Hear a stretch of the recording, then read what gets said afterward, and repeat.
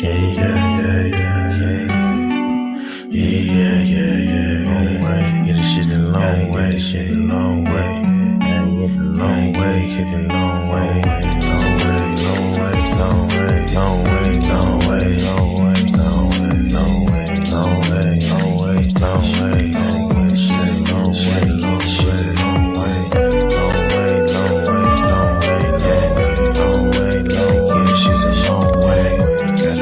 Gotta get the shit a long way, get the shit a long way, finish rich, yeah. Gotta get the shit a long way, get the shit a know what she don't really understand, man. Gotta know what she don't really understand, man. Gotta get a meal, but she don't understand. She be tripping every day, she be tripping every way. But I gotta get the shit a long way, yeah. Tryna get money every single way, tryna get money every single day, yeah. Get money every single way, every day.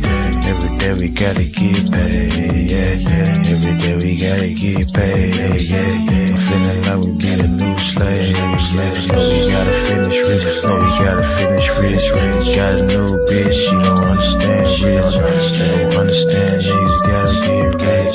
She don't understand sometimes we gotta hit lit. No, we ain't hit lit. Tryna get the long way, yeah. Tryna get the shit the long way, yeah. Coach tryna wrap up a entree, yeah. Told you the other day that did my phone strong. We gon' shoot the long way, we gon' get the long way, yeah. Yeah, get the shit the long way. My bitch be trippin' back and forth like a pong way. My name is Tari, I ain't playing games, so I'm done Tari. Yesterday she told me that she bout to leave, I said fuck it, bitch, we gon' get some money. I said fuck it, bitch, I'm about to get some money. So what I do today, I went and got some money, yeah. Cause we gon' get the shit the long way, long way, we gon' get the shit the long way, yeah. Back and forth like the pong way, yeah. Man, I'ma get the shit the long way, get the shit the long way. Just the only way today, because they go with shit's crazy. We gotta wear a mask, we the new slaves, and we be wearing this shit like every day. We be okay, we gon' be okay, they gon' be okay, they gon' be okay, for me, yeah. So we gon' get the shit the long way, we gon' get the shit the long way, we gon' get the shit the long way, we gon' get the shit the long way, yeah, we get the shit the long way, yeah, cause we gon' be okay, we gon' be okay, yeah, we gon' get the long way, yeah. Hello, everybody. Hello. Welcome to another edition of Savings Minus Debt. I'm your host, LJ Young. How are you guys this Sunday afternoon? Welcome. All right, let me get rid of some stuff here. Remove. Welcome. What's up, Omanike? What's up, Robert?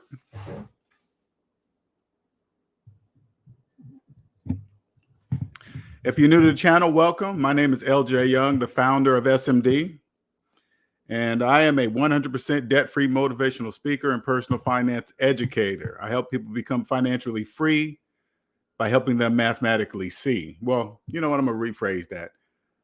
I help people own themselves by mathematically showing they do not, okay? I have a gift that I'm sharing. I have the ability to see negative numbers psychologically. So I always give this example so people can understand if you're new to the channel, right? So if you believe you're a homeowner with a mortgage, open up your calculator, put in your mortgage payment minus your mortgage balance, and then hit equal, okay? As you're looking at the calculator, I just want you to listen to the sound of my voice.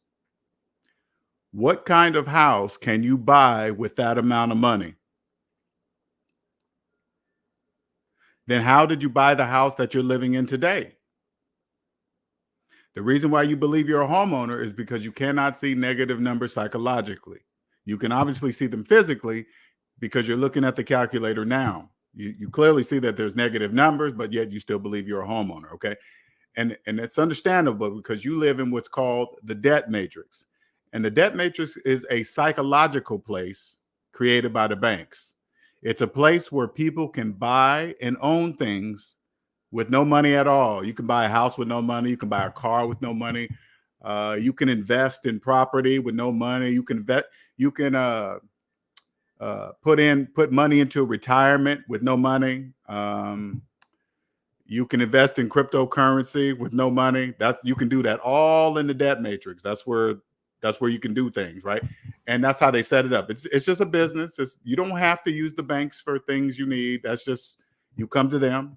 You need some money. They say, okay, hey, we'll let you borrow some, and we'll hold on to this house and this house will be in our name until you pay us back our money. You can invest here. You can use our credit cards to invest. Hey, as long as you pay us back, whatever you can do whatever you want with the money, as long as you pay us back. All right. Anyway, welcome. Today is Q&A Sunday for you guys to ask questions. Ask questions. And what it is that I am here. I'm trying to think of, I'm thinking of better ways of how to deliver the message as of just being the truth, right? The ability to see negative numbers psychologically. Now, I discovered this.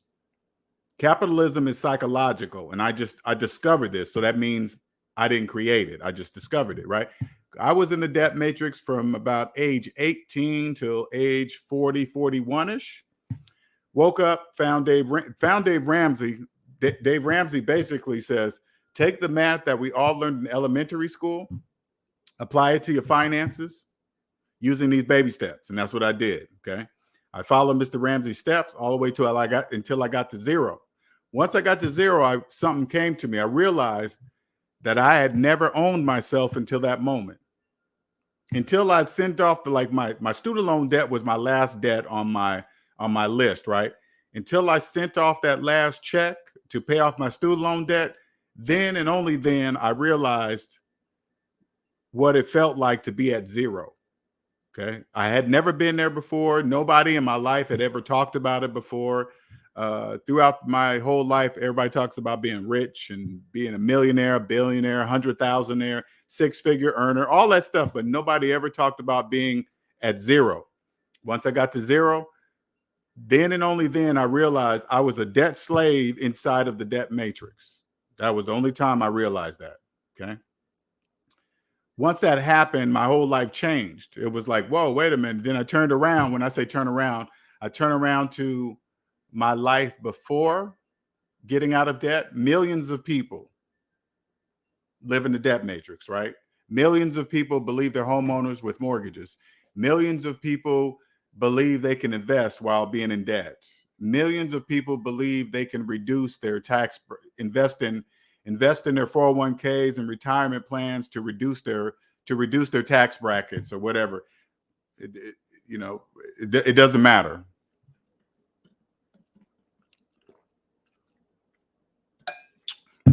Once out of the debt matrix, I realized no currency exists for debt slaves. None. Money, gold, silver, crypto, nothing. You guys don't. People in the debt matrix, you guys don't know that. You guys don't know no currency exists for you. Now, the difference between me and somebody else speaking like this, now remember, I can prove everything I'm saying with a calculator. I can just show you in a calculator, and then I'll leave it up to you to believe it or not. Well, what SMD basically does is that we talk, it's a family. We talk on a different frequency. It's literally a different frequency. Once you get out of debt, you speak on a different frequency about money. You know what the definition of buy, like, let me give you another example so you can understand. You'll see millions of people, you'll hear millions of people saying, hey, I just bought a house. I'm going to buy a house. I'm going to buy a car. And then they go and finance the house, and then they go finance the car. They don't know the definition of buy. And when you speak about money on a different frequency, I understand buy means cash. If I'm going to buy a house, I'm going to have the cash to buy. There is no other way to buy a house other than cash. But if you don't know the definition of buy, that means you're on a different frequency. If you believe buy, the definition of buy means having a mortgage. If you believe definition of buy means get a car loan to buy a car, that means you're on a different frequency. That doesn't, that's financing. That's in the debt matrix. That's the frequency inside of the debt matrix. That's the language they speak. Once I came out of the debt matrix, everything is different now. Everything, your confidence level, my confidence level. Now, I was never really a low confidence level person, but just understanding this gift that I have is made it 100 times more now, right? The reason why that is because once you come out of the debt matrix, you realize the financial world is a lot of noise. Once you move, and it's a lot of noise when you're at this frequency. I'm gonna just do it in levels. That's the best way I can describe it, right? When you're at this lower level frequency about money, there's a lot of noise. People telling you what to do, fix your credit, retirement, taxes, this and that. There's a lot of noise because a lot of people, a lot of debt slaves are telling you things inside of there that make no mathematical sense. That's why there's so much noise. That's why it's hard for you to tell, like when you follow somebody and you're following them because you believe that they're rich, and the reason why you believe that they're rich because of the stuff that they're showing you, the cars, the houses, the jewelry, and all that stuff. But when you speak on a different level of a different frequency of money, you understand that money is not a look. Having money doesn't look like anything. It doesn't look like a Rolls Royce. It doesn't look like a Ferrari. It doesn't look like gold or diamonds or nothing, because again, down on this frequency, nothing exists for debt slaves. Nothing. No currency at all. Gold, silver, diamonds, cars, nothing. Because if they're financing a car, it's not theirs. If they're financing a car, that means they have no money to buy the car. If they don't have the money to buy the car, they don't have the money to buy jewelry, watches, vacations. It connects. It's a different frequency. Once you're out of that, it's quiet up here on this frequency level. It's totally quiet. All you hear are the people that are here to help you succeed, be the best you can be in anything you choose to do. Anything you can. Once you understand this, once you speak on this frequency level of money, you understand you can do anything and everything. There are no limits. Nothing can hold you, because you won't listen to debt slaves that make that say things that make no mathematical sense. They don't know. You got to remember, debt slaves don't know that they speak about money at a certain frequency level. Okay. They don't know that. First, you have to know you're a debt slave to know that you're even in the debt matrix. You have to know that. That's step one. Now, that's a hard red pill to swallow. That's a big financial red pill to swallow, because if you've been in a house and you've been paying mortgages, if you've been paying on a mortgage for the last 15 years, you may have refinanced the 2 or 3, 4 times inside of that 15-year period. To swallow the big financial red pill, you have to accept that all your money is gone. You own nothing, never did own anything. That's a big red pill to swallow. And also, you got to remember that at this level, I now understand, at this frequency, I now understand that the housing market could not exist if people didn't believe that they could buy a house. It's important for debt slaves to believe that you can buy a house with a mortgage, which you can't. That's impossible. You can't buy a house with a mortgage. You can't buy a car with a car loan. You can't do that. It's a whole different frequency. And in this process, I'm learning to accept what is, that the economy is psychological. Capitalism is psychological. And I want not just this economy, any capitalist economy is psychological. All capitalist economies are psychological. What do I mean by that? The majority must be in debt and not know it. You must not know it, and when I say not know it, you must continue to be at this low level frequency, There's different frequency to speak. I'm a homeowner. You have a mortgage? Yeah. Then you're really not a homeowner. But if you believe you are, I guess you just believe you are. That means you're just part of the debt matrix. What I'm doing is learning to accept that that's what it is. And it has to be that way. It doesn't matter if it's your mom, dad, cousin, family members. The debt matrix is the colorblind slave master, and it's all volunteer. You choose to not trust the calculator.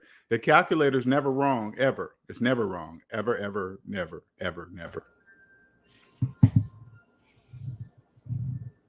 So speaking on a different frequency level, different frequency about money, first I had to learn to adjust to letting certain friends go, not talk about money to certain family members, because it's pointless to talk to people that don't trust the calculator. It's like trying to convince somebody. So like you put 1 + 1 = 2 in the calculator, and then you turn to the friend and show it to him, and then your friend says, I don't believe it's 2. Are you going to argue with that person? You're just going to close that calculator app and move on to the next subject, sports, something to not talk about money.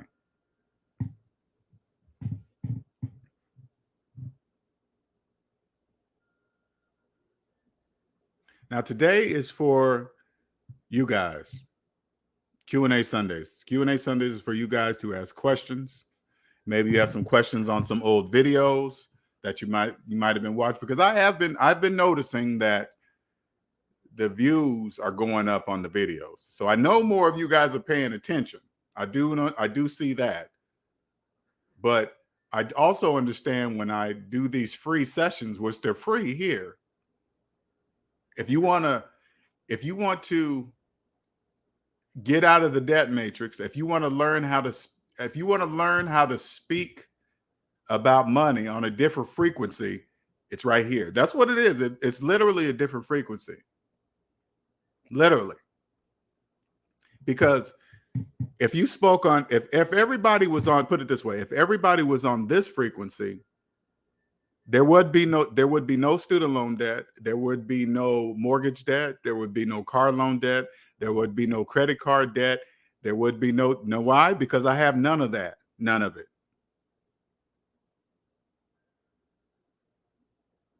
Currency, gold, silver, platinum, diamonds, gold, whatever would exist for you. No currency exists for debt slaves. None. They don't know that, because they are on a different frequency.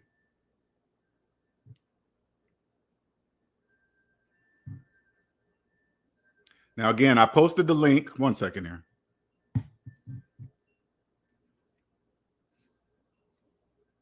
I posted the link. If you guys have any questions. Did I post that? 1 second. I didn't. I did. Okay. Right there.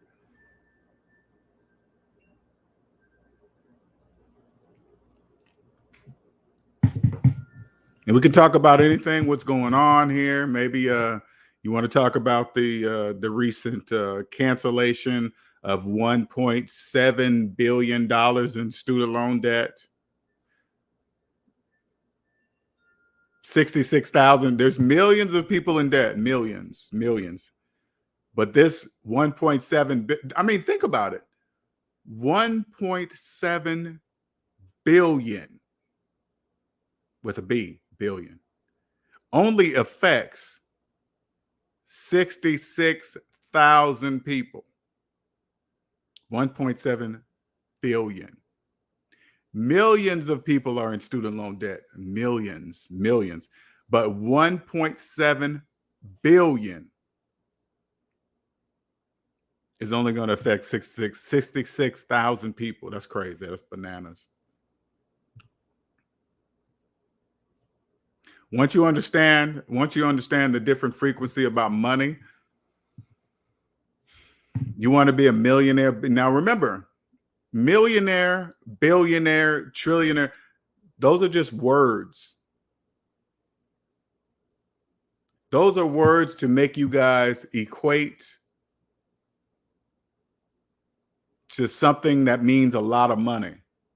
Because if you don't, for example, if you don't know how much debt you're in today, like down, not even down to the penny, down just to the dollar, hey, I am $59,495 in debt today, right?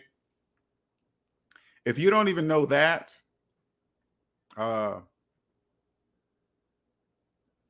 nor do you care, currency doesn't exist for you, none. So it doesn't matter about a million or a billion or a trillion because you don't even know how much debt you're in today.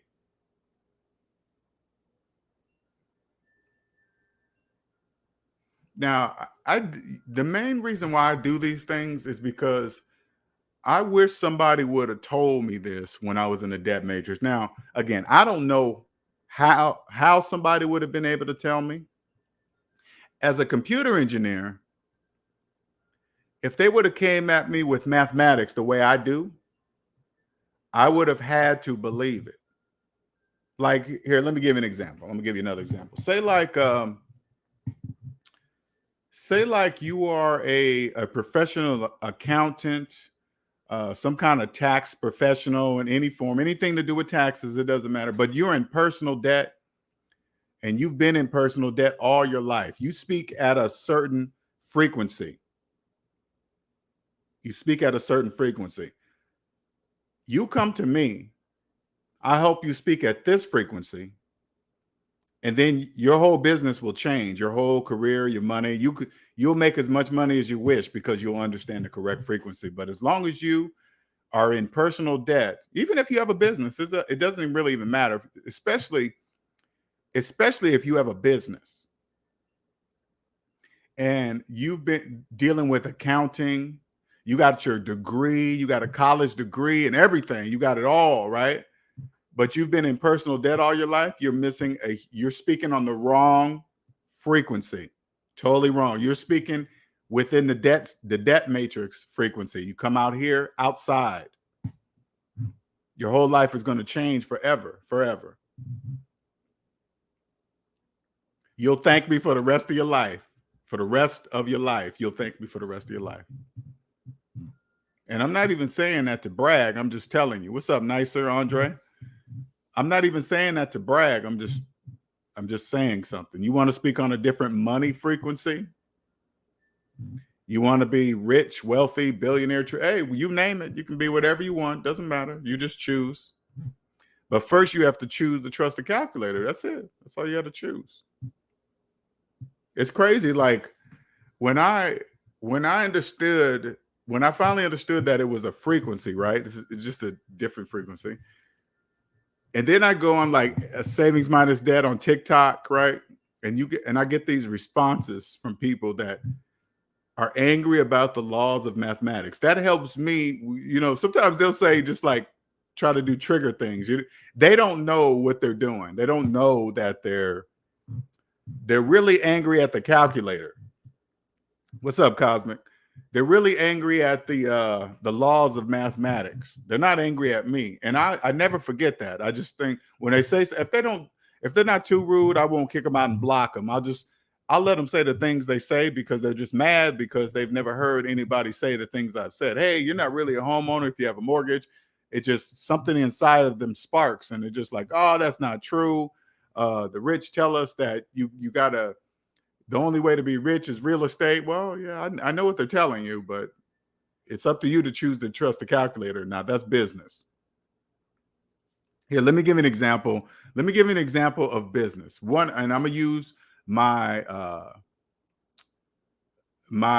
person that got me out of debt, Mr. Dave Ramsey. Okay, and I'm gonna show you the difference with business. Okay, in one of his baby steps, he says, get down, pay off all your debt, get down to the mortgage. And then when you get down to the mortgage, start putting away 15% away until retirement, right? But if you get down to your mortgage, open up the calculator app and put in your mortgage payment minus your mortgage balance and then hit equal. And just listen to the sound of my voice, okay? As you're looking at the calculator, just listen to me. That's how much money you have to put away, to put 15% away to retirement. That's how much money you have right there. Now, here's the dilemma. You're looking at the calculator and you see a negative number. You're like, hey, LJ, I can't put 15% of negative dollars into retirement. I know you can't. Of course, no, you can't. That goes against the laws of mathematics. But if you believe you can,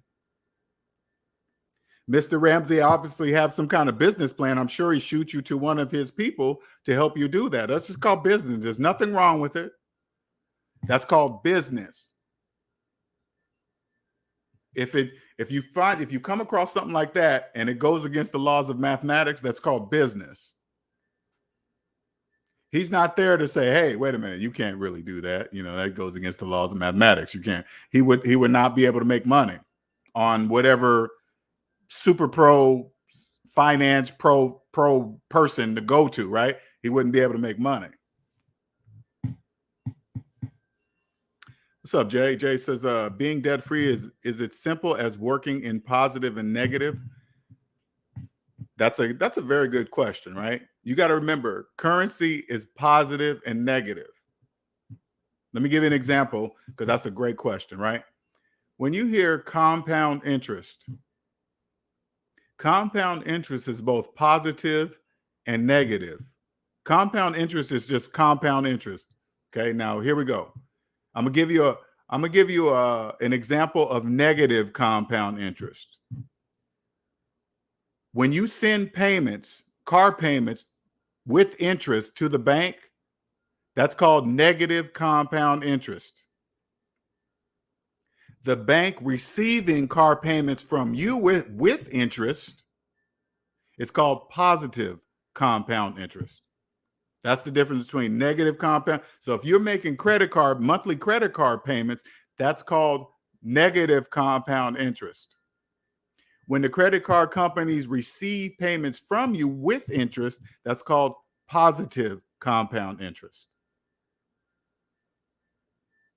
Money is both positive and negative.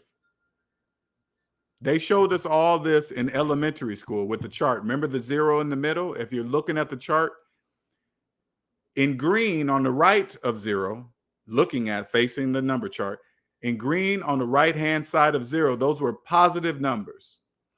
On the left hand of the zero, with the negative in red, those were negative numbers. That's how it works with everything. That's how I know. And people in debt, you guys don't know this, but no currency exists for you. None, not even paper currency. Nothing exists for you. But since capitalism is psychological, you guys don't know that. That's why the majority of people believe that money is a look. If you drive a nice car, you dress nice, you got a suit on, your hair's always cut, and you're looking like this. Money doesn't look like anything. But if you believe money looks like that, then, hey, that's just what you believe, I guess. It doesn't mean anything. That's the difference between frequency. If you believe money looks like something, that means you're on a lower vibrational frequency, right? Once you own yourself and you come out of the debt matrix, you will clearly see that money doesn't look like anything. Money can look like anything you want it to look like if you choose. Somebody will walk down. It's like, let me give an example. When you see people like Elon Musk or Jeff Bezos or Zuckerberg, do you see them with Gucci and talking about the cars they drive, got jewelry on, gold, stacks of money? Do you ever see them doing that? They know money doesn't look like anything. You can look at them and say, oh yeah, the only reason why you know they have money is because of who they are. That's why you know they have money. That's the only reason why you know that. But if you saw them walking down the street and you didn't know who Mark Zuckerberg was or Elon Musk or Jeff Bezos, you would not know they were worth billions of dollars. You wouldn't know that. Warren Buffett, same thing. Real numbers, exactly. Real numbers. What's up, Snuggles? It's a different, the best way I can describe, it's a different frequency. And those of you that have crossed over, right, to speak in a different frequency, once you grasp that and really, it's like a police scanner, right? In order to hear certain types of things on the scanner, you have to know the frequency to tune into to get it to it, right? You got to know the channel to click to it to hear it. If you don't know the channel that they're talking on, you can't hear it. It's the same thing.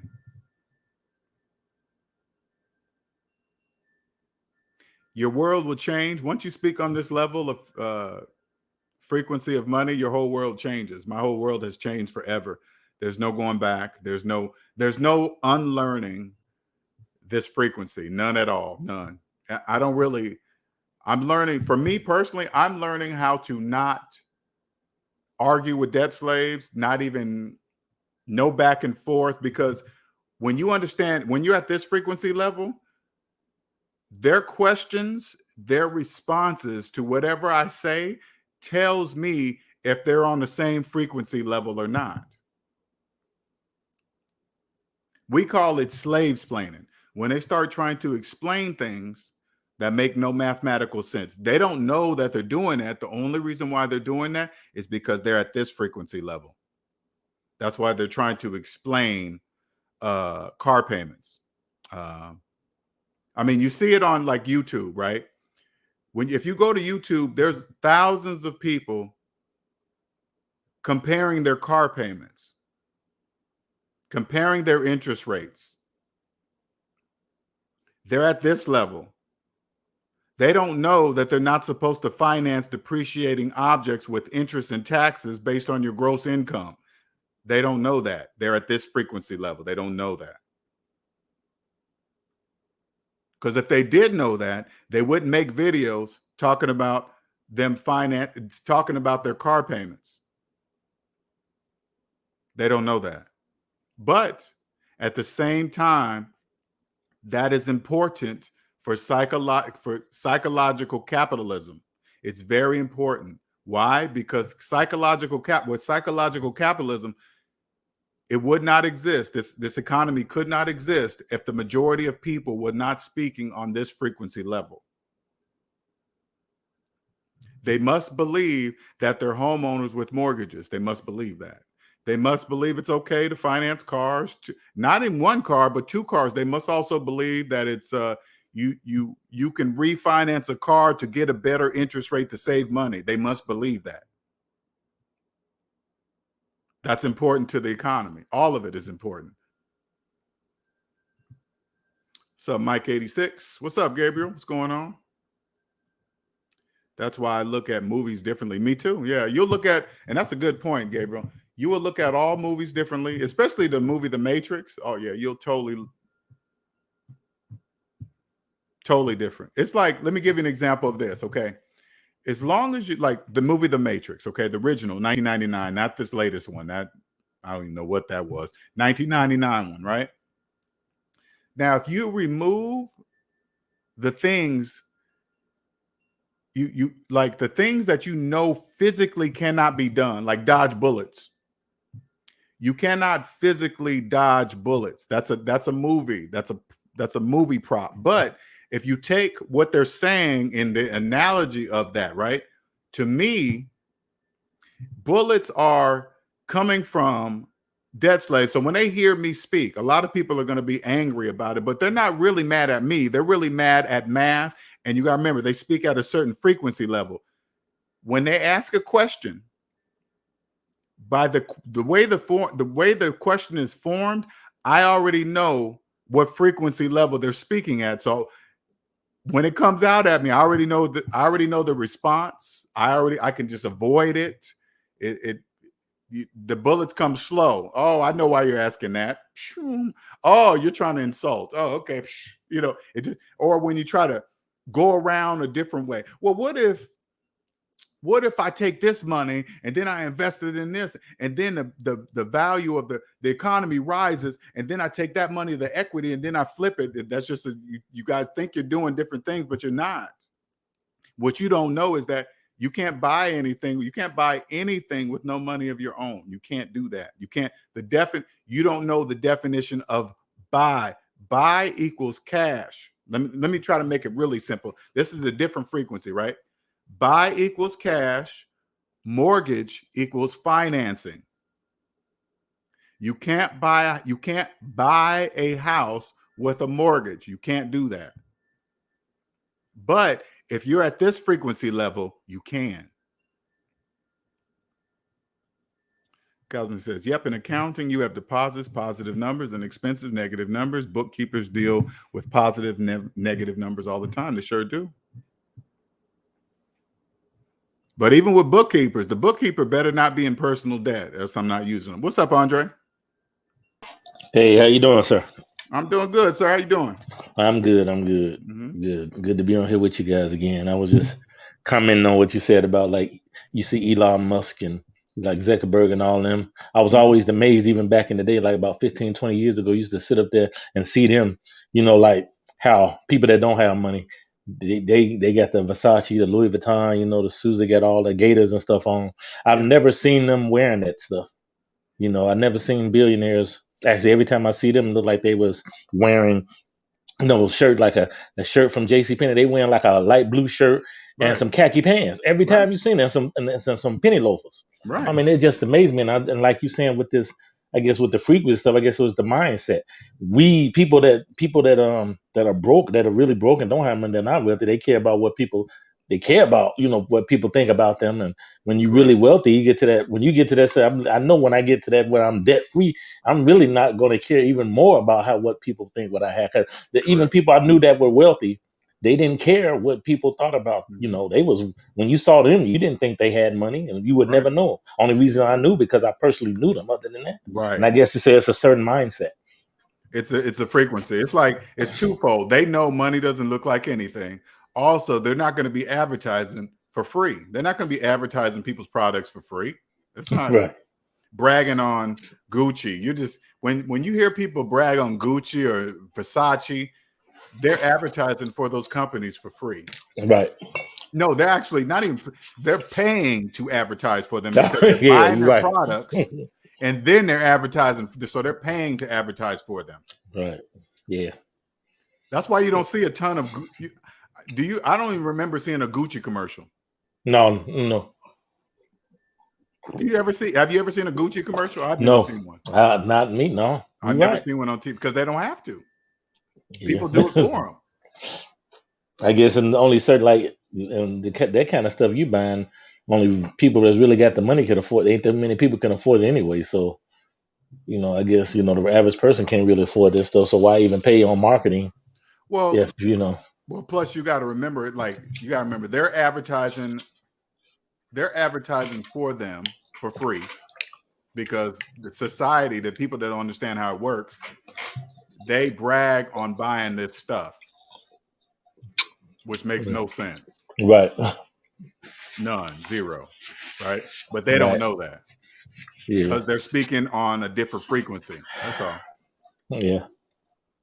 Yeah, I was always amazed, but now I'm starting to understand more and more, why, it's like that. Like say you see wealthy people, and real people that really got money, they're not walking around, showing it off and stuff. Think about it this way. You have never probably never known you saw a wealthy person, right? Right. You only think about, well, Jeff Bezos, okay, his company is this, because they don't really understand how to separate the two. Like, for example, let's say Grant Cardone, right? Mm-hmm. Grant Cardone, he is not publicly traded. Okay, not like Amazon, So people don't really know how much money he has. He looks like he has money. I don't know if he has money. I buy his planes and cars. Okay, but I don't know that unless I see his personal credit report or unless he's publicly traded, so I can see. Right. But they know how to. People like that know. They know the majority are on this frequency level. So the majority believe rich is what you see. Those guys have mastered the illusion of rich. Right. The illusion of rich. That's the word. Illusion of rich. Sure is. Illusion of being wealthy. Because the people that I met that were actually wealthy, where they didn't look like what I look, growing up looking like. People, you see people that had money, especially in the hood and stuff. They look like it, Mm-hmm. but look, they showing off their stuff. But the people that I found out later on, people that really had money, you would know, you couldn't go by looking at them because No. man, they got old beaters and beat up car, man, and I don't even want people to be thinking that. It's not. They might have a really nice Honda Accord, right. brand new, paid off. Yeah, but I wasn't paid off. And People it's I know, paid they up. owned their stuff. They had no car notes. They, like I say, my father-in-law one time made me. He went in the dealership and was buying two cars, one for him and one for his wife. And he told Cash. him, went in there. Yeah, he went in there and said, "Hey, Wow. I'm paying for." He told them, "This is what I'm paying for both of these cars." He left the cashier's check on the table and said, "Take leave. I'll be back. I'll be back with your answer. I'm going to do something else. I'll be back with your answer." And I was like, "Whoa." And that was the first time. This was like 25 years ago, and the first time I Wow. heard that, I was like, "Wow!" I said, "That's Yeah. awesome." 'Cause Yeah. now I understand why he was able to do that. Why? But when you look at him seeing that, man, you wouldn't even, you gonna go past him and rob me because you're not gonna rob him because he look like Right. he ain't like he ain't had nothing. He got not a beat up van, but he bought a used van and bought his wife a used I forgot what car that was. She ended up giving it to my daughter, but still, it was you. Both of them was used, and he told them this is what we paying for. I Yeah, said, "Wow." it's not even, and I want people to understand if you got money and you want to buy brand new, buy brand new. It doesn't, as long as you're paying cash. But I guess his mindset was like mine then, because even now I would never, for my personal side, I would never buy nothing brand new ever Right. again. Me neither. I don't, I wouldn't. because as soon as you sign it, it depreciated. Right. So, Yeah, well, but you okay, gotta also remember, this too. When you talk about depreciation, depreciation is only calculated. Depreciation is calculated by how it was purchased. Yeah, you're right. You're absolutely right. Right, because I know the majority of the debt slaves that are on this frequency, they look into the Kelley Blue Book or some kind of thing that tells you the value of the car. Mm-hmm. They really believe it applies to them. Right. Right. They don't know that when they look up values of things like values of houses and cars, it's not applying to them. They don't know that. Yeah. Because because to them it's like the interest rate and all this stuff. That's you can't even. I guess that's where you're going with that, right? Well, you'll see, let me give an example. Say like somebody lived in a house for 10 years and they refinanced it a couple of times within that 10 years. Right. They will Google that the housing, they will think about how much the house cost when they bought it, when they think they bought it. Right. And then 10 years later, the appreciation, they're like, whoa, man, my house has appreciated from this to this because they thought they bought it. Totally forgetting that they refinanced it a couple times. That is out the window a long time ago. Exactly. The moment you said I'm gonna finance it for 30 years with the FHA mortgage and student loan debt, that doesn't. Right. That only applies to people who bought the house in cash. Right. Yeah, I had to realize that because I was all into, like the first 2 years, because we put $30,000 down on our first house, and then 2 years later it went up. The house went up another 40,000. So we like, oh, we $70,000, in equity. Now I think about that now, I be like, damn, I was stupid. No, I actually believe it. Not even. I mean, don't even say stupid. You just spoke on a different frequency, right? Because today you wouldn't. There's no way in a million years you would think like that. No, not what I know. No. Right. I mean, for me to even think about getting a mortgage, that sends me into anxiety. Right.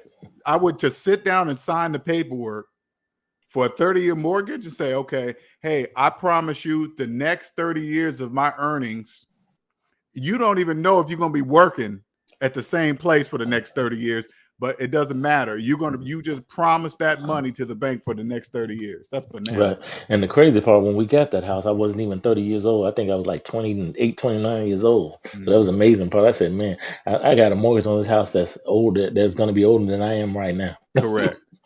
You know, if more young people thought that, if more young people sat down and said like at 30, they were about to sit down and sign. Now they're 40-year mortgages, by the way. Okay, 40-year mortgages. Wow. If they sit down at the table, let's stick with 30, and they say, wait a minute, before they sign the paperwork, say, you mean I'm going to be 60 when I pay this house off?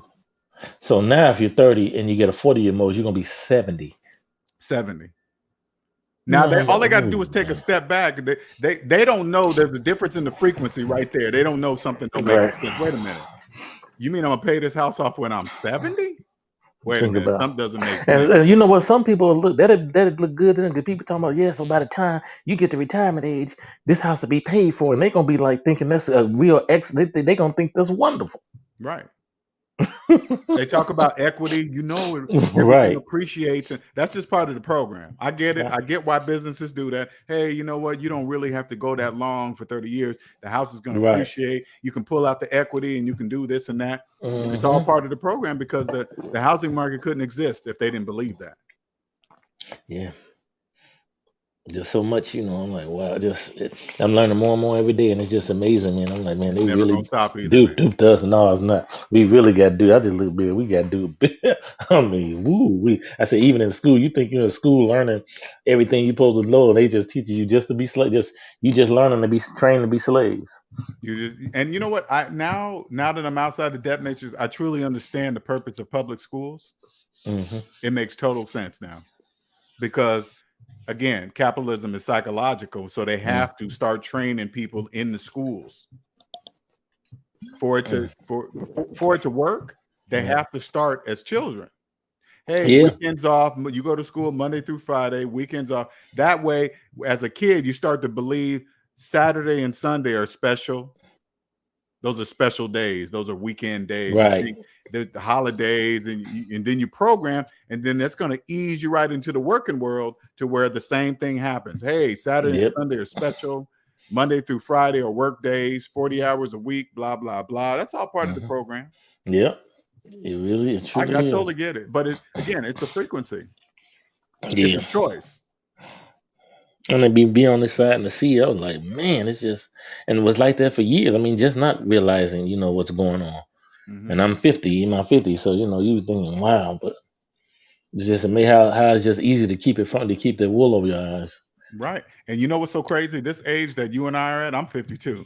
This age right now, if you haven't woken up, if you're still speaking the lower level, if you're still on the lower level frequency at this age, you're in trouble. Yeah.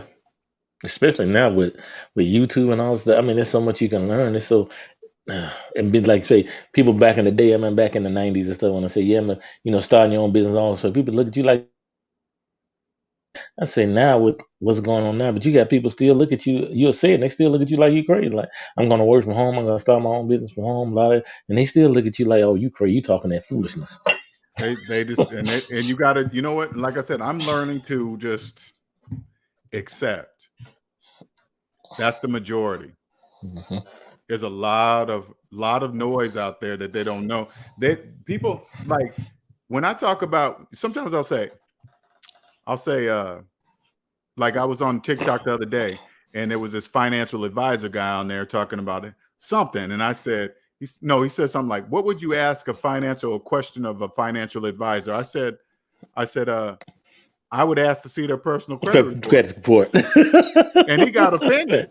He was like, if you walked into my office and asked that question, I would ask you to leave. And I told him, I said, well, if you would have asked me to leave, that would have answered my question. The question. Right? Right.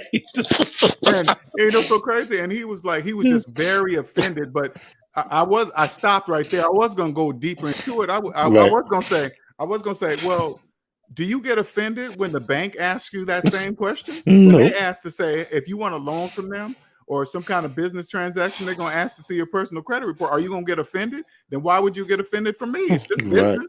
Right. It's just business. But I just laughed because it doesn't. Right. I know right there, I would never do any business with you because you're on this frequency, this lower level frequency, because those that know, which I know for a fact, understand what that means. Right.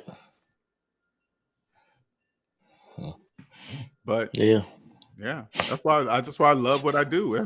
I love what I do, man. I love what you do too, man. Because like I said, you woke me up and get man. I mean, they're gonna get me closer to closer. It helps me get closer to closer with my goal, man. Big. I mean, the people looking at just the mindset of like, I want to go to these the Bulls are playing. They do Chicago Bulls are playing. They're doing real good. I want to go, but no, I got to get out of this debt. I can't afford to go Mm-hmm. because I can't buy When the you get ticket. out of debt, guess what? You better go to any game or whatever you want, Right, anytime you want. Floor and that's what seats, I'm waiting on. floor Right, and seats. that's what I want. That's what I'm And I know saying. I'll be able to get it. Because You, right now I be sitting there, well, you can go now. You can just put it on your. No, I'm not doing it. I'm not going into debt for no Bulls game. no. And the way these games are costing, and then you just bought the game, so then you got to get the ticket. The parking ticket is like $30. Then you got to go get the food. You gonna pay just for you gonna pay another $30-$40. Come on, man. Bananas. Yeah. But I got to give it to them, man. Now, like again, when you speaking on a different frequency, when I look at the frequency of NBA, the MLB, NFL, they got it on lock. They got that on lock. That's like forever money. Yeah. I mean, well, I believe that's probably going to come to an end now that the metaverses are coming out. They're going to be. I bet you the pro leagues are thinking about what's happening right now. I guarantee you they are. Oh yeah, somebody. Yeah. Because there's some good players of like video games, right? They're really good at the football games and stuff like that right now, right? Right. They could have pro virtual leagues. Well, they do have that now. You know Do that, they? right? Oh yeah, they got pro league where people playing with each other and stuff. Yeah, they got that. They've been had that for I know they about play each 5 other, years but now. they're not getting paid like NFL. But they have tournaments like at the end of the. I don't know about getting paid on a regular basis, but they have tournaments where they getting like $100,000 and stuff like that. And then they go into even the ones that don't win, they can advertise and stuff and get advertising. Right. So, yeah, you got to be real. I mean, you got to be like the top of the top. So that's what I'm saying. That's where it's going. I mean, you just be that. Can you imagine? That's all you got to be is one of the top players. Hey, man. Yeah. Forget regular football with injuries, and you don't have to worry about concussion injuries, broken bones, none of that. That's it right there. And that's it right there. You don't got to train. You don't got to be in shape. All you got to do is be good. Be good on them controllers. Because when I was younger, and this years ago, I used to love the game Mortal Kombat. Okay. And this was this before it went online, right? Okay. But I was really good at Sub-Zero. Right? Okay. I used to this is back when you had to go to arcades, man. I was just knocking people off. Man. I was just good, right? And then things went online. And then I really discovered I wasn't really that good. Right. That's amazing how you find out. That's what I call hood. I call hood good. Like I knew people because we had I had he was like a cousin to me, he was a friend of the family. He was real good. I mean, he played in the Catholic League, played Catholic school. He was an all-star. He was an all-star in high school. He went to the all-star team in Catholic. And he was real good, man. When he went to this 2A college downstate. When he got down there, I mean, he go from starting, being an all-star in high school, from going to this 2A, downstate to this Catholic college, coming off the bench. Because, like you said, when you the more you get out, and the more you get up, people to realize you realize you're not as good as you think you are. Because we just knew he was gonna make it to the NBA, which he didn't do. We just knew, but like you said, it's just that it made you find out real quick. But it's a whole nother level. But when and I'm not even bragging, like I know my gift. Right. When you speak at this frequency level, you can damn near see the future. You can just financial future. You can just because I know what they're going to do. Right. There you go. They don't know. They don't know no current. I mean, if I was in debt, no way in a million years would I have ever discovered that there was not only a different frequency, that no currency exists for debt. None. That would have went straight over my head. I would have been like, what? Yeah, I remember the first time you talked about that, and I was like, what is he talking about? Now I gotta listen and understand. Then when I got to understand what you're saying, I was like, wow. Yeah. Like I said, that don't even exist. Like you said, that don't even exist for people that are in debt. Ulysses? Don't even Malika, what's going on?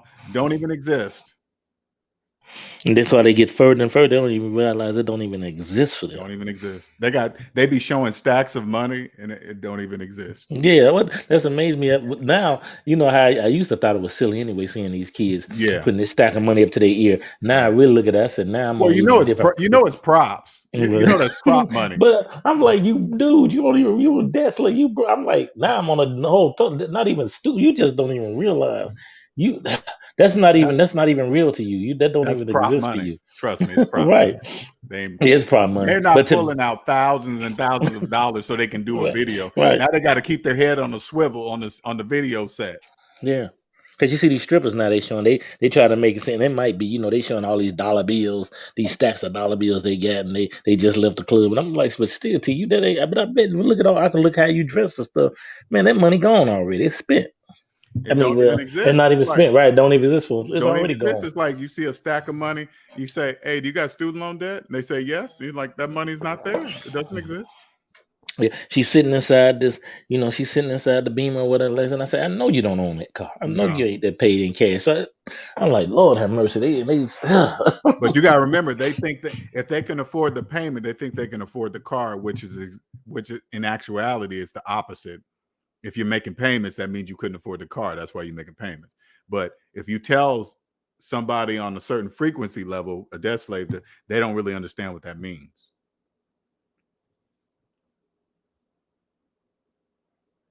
What's up, Lauren? You still there, Andre? Still there? I can't hear you if you are. I don't know what happened. I can't hear you. Yeah, I don't know. You there? Oh, there you go. There you go. Can you hear me now? You're back. Now I can. Yeah. So yeah, man. Yeah, it's just it's a frequency level. Once you're on this frequency, the world of finance becomes quiet. Stuff, man. And keep it moving, man. Like I said, I'm excited about where you're going and stuff, man. Like people are gonna say, "Oh, you don't know him. You don't know saving money. You don't know LJ. You don't." Okay, yeah. It's just what's so crazy? It's just a matter of time. It's just a matter of time because it's coming. I mean, I got his phone number. People say I can call. I'm not gonna call. I ain't gonna prove to you nothing. I might not even be saying nothing. While other people say, "Man, I wish I knew LJ." I probably ain't gonna say nothing. Because why would I? No. No need to even prove anything. Especially if they're a debt slave. Why bother? Why waste your energy? Right. Because I'm excited about the Super Bowl party I go to with these young kids now that's working. When is that? When is the Super Bowl anyway? When is that? I don't. It's in February, but it's like I think the second weekend in February. I'm not sure the exact date. Who's playing? I don't shoot. They ain't got. They still doing the playoffs and stuff. So I thought that was already determined by now. No. Okay. I think they got a couple more games. I haven't today or something. You know what it might be? I haven't even been paying attention, man. I've been so busy trying to get my stuff done. See how you don't pay attention to that stuff no more? Right. No, man. You see what I'm saying? You don't even pay attention because that stuff is used to keep them busy. Right. If they keep them busy with stuff, basketball, football, baseball, they cannot focus on themselves. They won't know to say, wait a minute, I don't own anything? Nope. Right.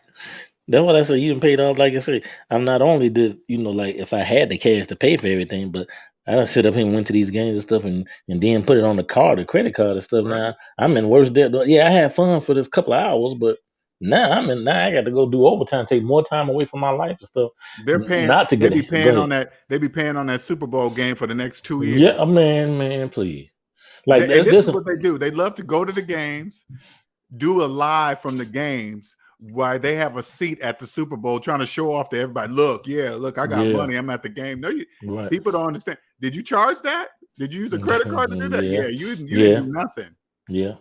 You will be surprised what you're paying for that game. And that's just the game. That not how to get there, hotel, food. Everything is jacked up. Everything. You know what amazed me though when I found out about, because I used to think that I said, well, I'm gonna wait till after Christmas. I'm gonna wait till Black Friday and stuff to get my TV. Mm-hmm. This guy at Best Buy, he put me on game. He said, no, the best time to get a big screen television is after the Super Bowl. He said they got so many people that bring TVs back because they just get it to show off and they turn it back in. People will go get a TV and bring it back the next. So crazy. They don't realize that companies know that they're going to do that. Like Mm-hmm. Costco, I guarantee you, Costco has something in place for people that do that Oh yeah, because they know they're going to do that. right. You know, if that guy he's just a regular worker there, they know all they said they already got stuff set up in place to deal with it. So all Love it right, though. It's yeah, his business. It's his business. it's like you say. I like what you say. It's just you got a shirt say it's just business because that's what I hate that slaves. It's just business. I love, I love putting questions. I love putting statements on the shirts to make people ask. Because every time I wear my shirts out, I'm starting to get people they always either give me a look like they're Right. trying to read the shirt, and I'll just go like this. Right. I always give them, because they usually don't ask. They'll just have this confused look on their face, and I'll just open it up, and then as they're reading it, if they have a question, then I'll answer the question. But if they go, "Oh, okay," then I'll just walk away. Okay, you want no questions? All right, cool. Oh, so a lot of them don't have any questions. They don't really. They'll just go, "Oh, oh, okay." That's all they'll say. They won't really ask me. And it counts on what statement shirt am I wearing. Okay, yeah, because I see dead people. I wore it once already, just once but I haven't worn it since then because I'd be like, I want to wear it, but I know it's gonna make a big statement when I'm around a lot of people. So people say, "What do you mean by that?" So I can, and just to get the reaction, because I know a lot of people aren't gonna understand nothing I'm talking about. Has anybody ever asked a question? One person did, and I just said, "See that," and that was it. And I even forgot what I said to him. But I know it got to the point where they was like, "Okay, whatever he's saying." Oh, you one of them. Right. So I'm like, okay. And I'll know how deep I'll go into the conversation by the question. Right.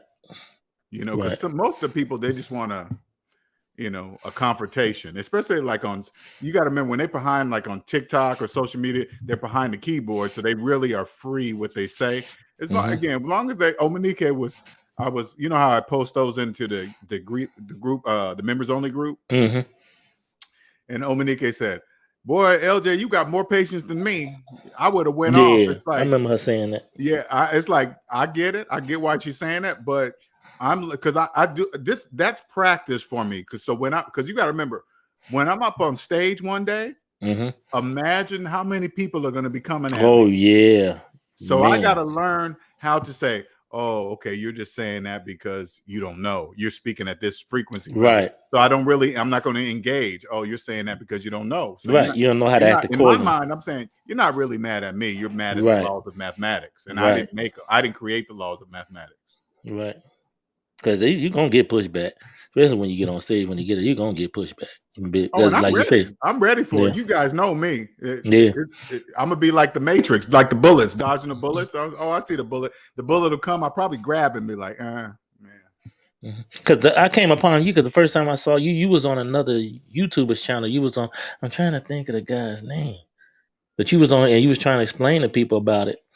And even I didn't even know, but I was listening to you. Was telling, "Hey, Nick, you just do the math, do the calculator." And everybody's like, "Man, what are you talking about?" And I was like, "Well, what he's saying makes kind of sense." Because when you said when it went into the negative, that's when I started listening. I said, "Well, that's math." I mean, we learned that when we were younger, and then that's when I got into you because you was on something. But people would, and you just looking like, "Look at these, they just don't get it." Right, and I'm even better than that. Like back then, when I was on those shows, I was still.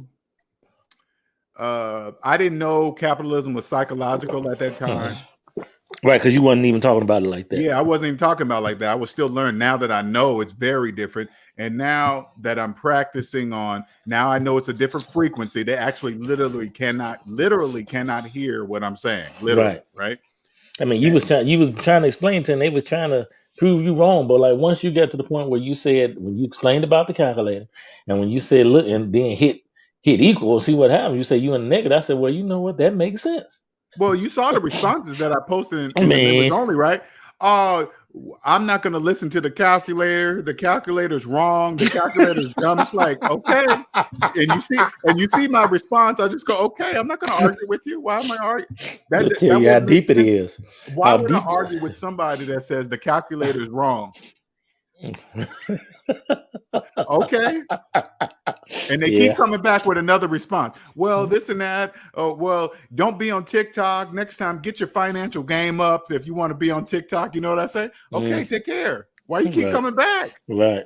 They keep coming back to Savings Minus Debt on TikTok. Why you keep coming back? If I come across somebody I don't agree with, I just leave. I don't leave a comment. You ain't nothing. You're dumb. It's like, you're not mad at me. You're mad at math.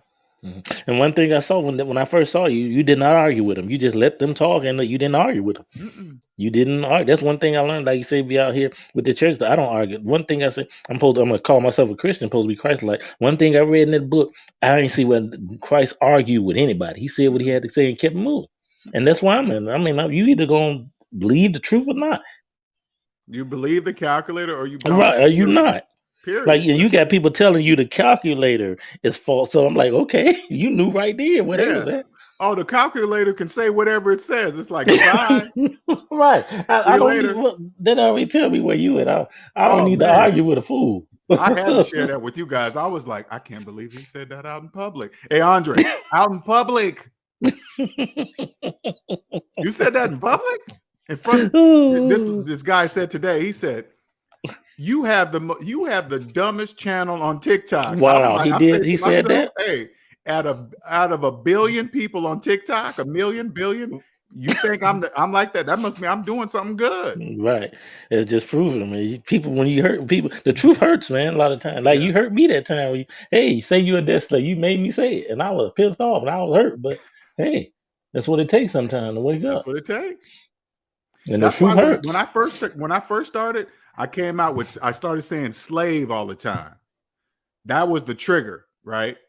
That was this. As soon as a person heard slave, they're like, who is he? And then I had to, that's why I switched to debt slave, because the word slave, people had too many interpretations of the TV. You gotta remember, they've been programmed on TV.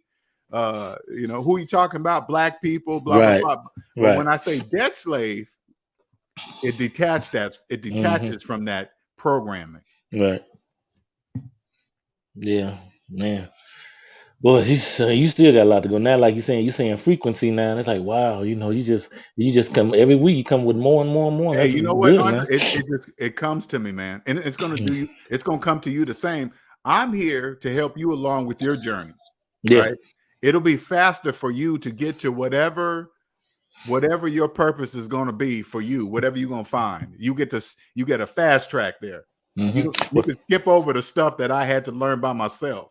Yeah, and I appreciate it, because I need to skip over a lot of, but like I said, it's getting fast, going more and more out of debt. Because like I be looking when I want to get something, the first thing I do, nope, I gotta get down to. I want to get to zero. I want to know what it feels like to actually not be. You have to get to that feeling, man. Once you feel that, game over, baby. Game over. Because like I remember you told me, I was thinking, well, now because I know what I know now, I'm thinking, well, I probably know how it is to not have like you said, once I get, then I really know. Once I'm actually out of that, then it's a totally different mindset. Well, you have to get there mentally first. Like right now, you and I talking, you already mentally there. Okay. Once you physically get there, it'll combine together. Your confidence level, your limitations, all limitations are removed. You can be you'll know exactly how to become a millionaire, billionaire, whatever you choose, whatever you choose it. Right. Those are just words anyway. Billionaire, trillionaire. Debt slaves don't know those. Those are just words. They don't mean anything. They don't mean nothing. They just know if you say trillion, wow, that's a lot of money. Okay, whatever you think. Right. I just want to get this. I'm gonna be on my knees, thanks, praising God when I get to zero. Yeah, man. Like, what happened to you? Did you win the lottery and all that stuff? I said, might as well have. It feels like it. How far are you away?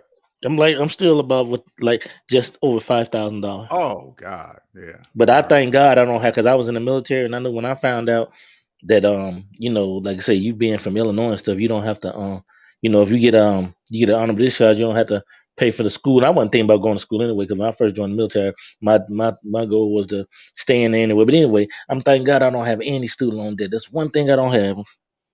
And I didn't know how bad it was till now. Thank goodness. Thank goodness. Because I'm seeing all these people. I didn't know it was that bad till I got on your channel. I didn't realize how bad it was. Oh, yeah. Now everybody's talking about it. And I'm like, bad. damn. It's bad. You got to realize those people, and this is, and I feel for these people. If they don't pay off those student loan debts, they will never feel what you're close to, where I'm at. They will never be able to feel that ever. They'll never be able to own themselves ever. That's man. And that back in the day, that's all they was talking about. Back when I was in high school, you need to go to college and you don't have to go to military. You can go ahead, you can get student loans. You're a minority. You can get loans easily. And man, they was all into us going and getting the loans and stuff. They said, you're gonna be making enough money. You'll be able to pay it off once you start working. Right. But with the mindset we had, man, I'd still, like I said, if I would have got, I'd still be in debt. Oh yeah, I know I still have. And plus, you don't know to the people that say that to you. You don't know to turn to them and say, do you have student loan debt? If they say yes, you say, that's why you're saying that, because you're in debt. You want me to be like you? Oh, no, thank you. No, thank you. I mean, and this was my church, telling me this is my, because they looked down, like when they said I didn't want to go to college. I was like, and they was looking down on me like, oh, you an idiot. That's the program. The program is to make you believe that you ain't gonna be shit unless you got a college degree. That's the program. Exactly. Because a lot of high school, because I said no, I'm gonna join the military. And all, they looked at me like I was, like you said, I was shit. This is church folk. Think about it a little bit deeper. Remember this: no currency exists for dead slaves. None. Of course, they're not going to have money for college. Of course not. Right. So of course they're going to borrow student loan money because they have no money at all. Right. They don't know. They don't have no choice but to borrow student loan money if they want to go to college. What amazed me back then, the thing back then when I was graduating, data entry was the big thing. Data entry, right? And so now that you see how fast that went away, now you got a degree or something. Now you got to go back to school even to get a job. It's like, man. And I know don't get me wrong. I'm glad I went to college for computer engineering, but I knew to choose the right field. Right. I knew computers wasn't going anywhere, especially virtualization. I knew that wasn't going anywhere. So I said, that's the perfect one. And then I did it. Yeah. The DeVry was a big thing out here. So that's what, everybody was doing, DeVry? Yeah, the DeVry Institute. I don't know if you heard of DeVry.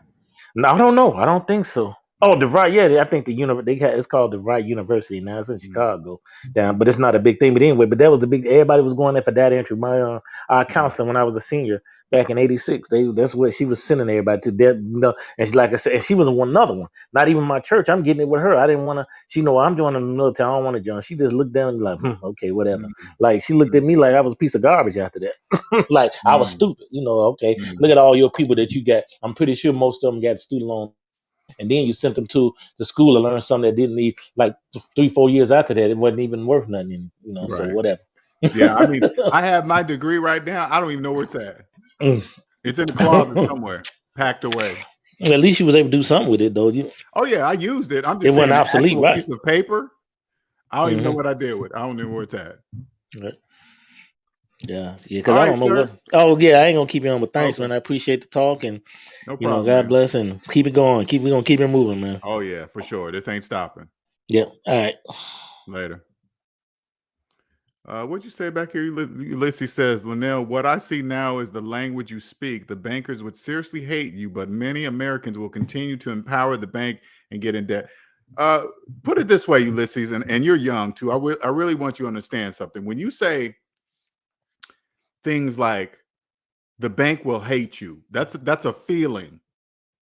Okay, so when you hear people say stuff like that, that means they don't really understand how it works, because that's a feeling. The banks don't feel anything. That's business, right? If I walked into the bank to get a loan, especially at 52, I walked in and said, hey, I want to get a loan for something, right? And then, of course, they're going to say, we need to run your credit. And as soon as they ran my credit and they saw that I had no debt at 52, they're going to be like, oh, shit, this guy knows. He obviously knows, because there's not many people that walk into the bank with no personal debt asking for a loan with money in the bank. That just doesn't happen. So they wouldn't insult me with anything less than the best rate loan they had to offer in the bank. You know why they wouldn't insult me with anything less? Because I would leave. You're going to charge me what percentage rate? No, I'm going down the street to Wells Fargo. See you later, Bank of America, or whatever, right? You just don't. No, I don't really have any book recommendations right now because I'm really lately I just been concentrating on myself on I don't know, I'm just in a different space right now. I'm just moving. You guys hear me start. I know you guys, the family SMB family members, you guys are noticing that I'm talking about frequency. Uh, I leave certain things at the bottom of my statements now. Like this statement will be true no matter the year it's read. I'm starting to build stuff that will last into the future. Sort of like when you listen to, I don't know if you guys listen to Alan Watts. He died in 73, but his stuff that he talks about is still relevant today.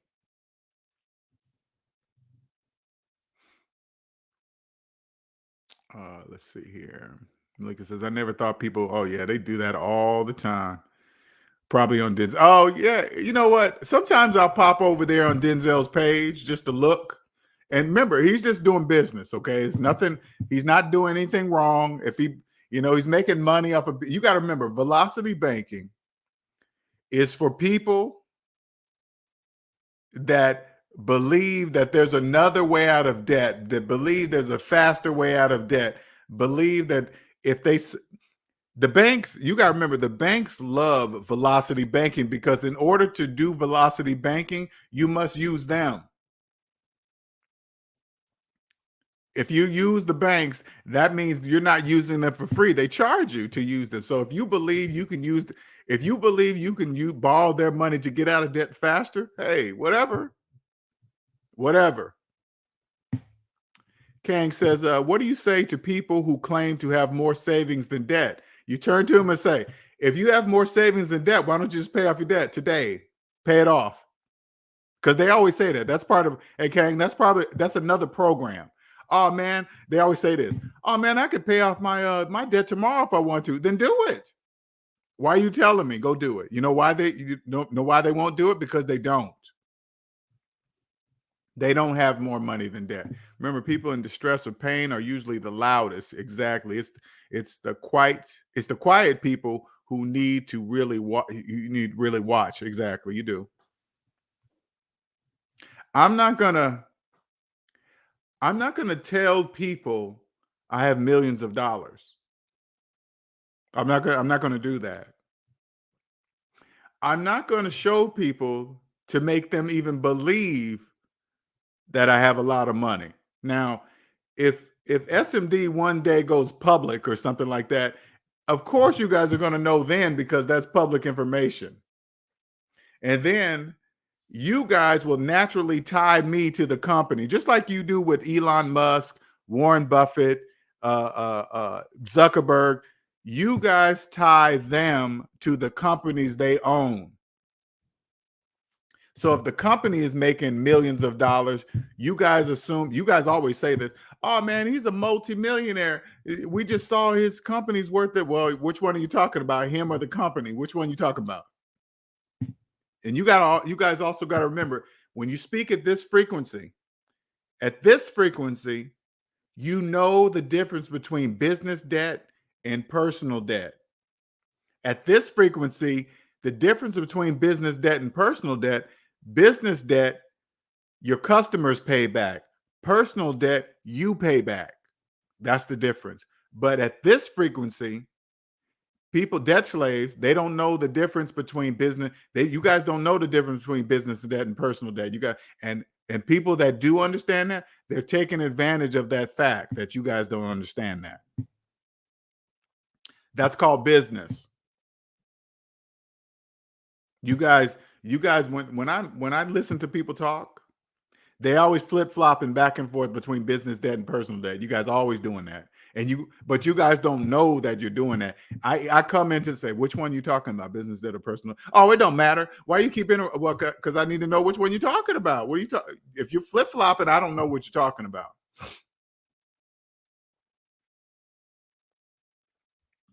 Malika says, most of us do think about the future when we go to college. We go for non-specialized fields. We worry about the 4 years and that it knowing we cannot pay for any more years of schooling. Yeah, I mean, a lot of people, You know, they go in there and then they say, I'm gonna get a good job, and then I'm gonna pay off my student loan debt with that job. But when they usually say like they go to college and they get a good job, right? They don't think about paying off the student loan debt. What do they think about? A car, a house. They got to show the world that they're a college educated person making good money. How do you think they do that? By financing a nice car and a nice house so you can show the world, hey, look. And then they get on social media, hey, look at my house, look at my car, look at the Benz symbol, look at the BMW symbol. And then when the people, your friends like you, see that, they're going to think you have money too when you're really making payments. I'm now 30, and I now realize that the word loan equal I promise to pay you back X amount of dollars, even though I don't have it. Wow, hey man, it's like, if you really think about it, Ulysses, when somebody gets a 5-year loan,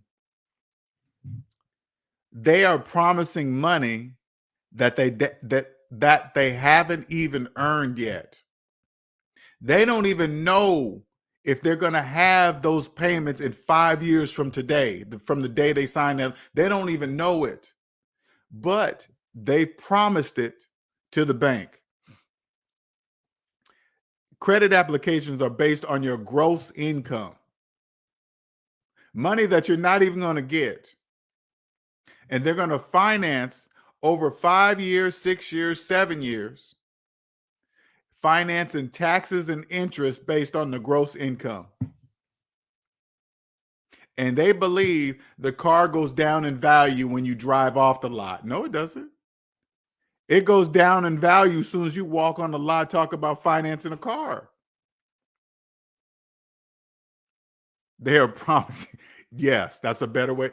Promising time, because those of you guys don't understand, I'm going to bring it to the different frequency.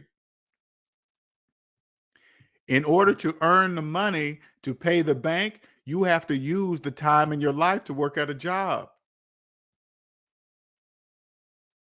And let's bring it even deeper so you guys can understand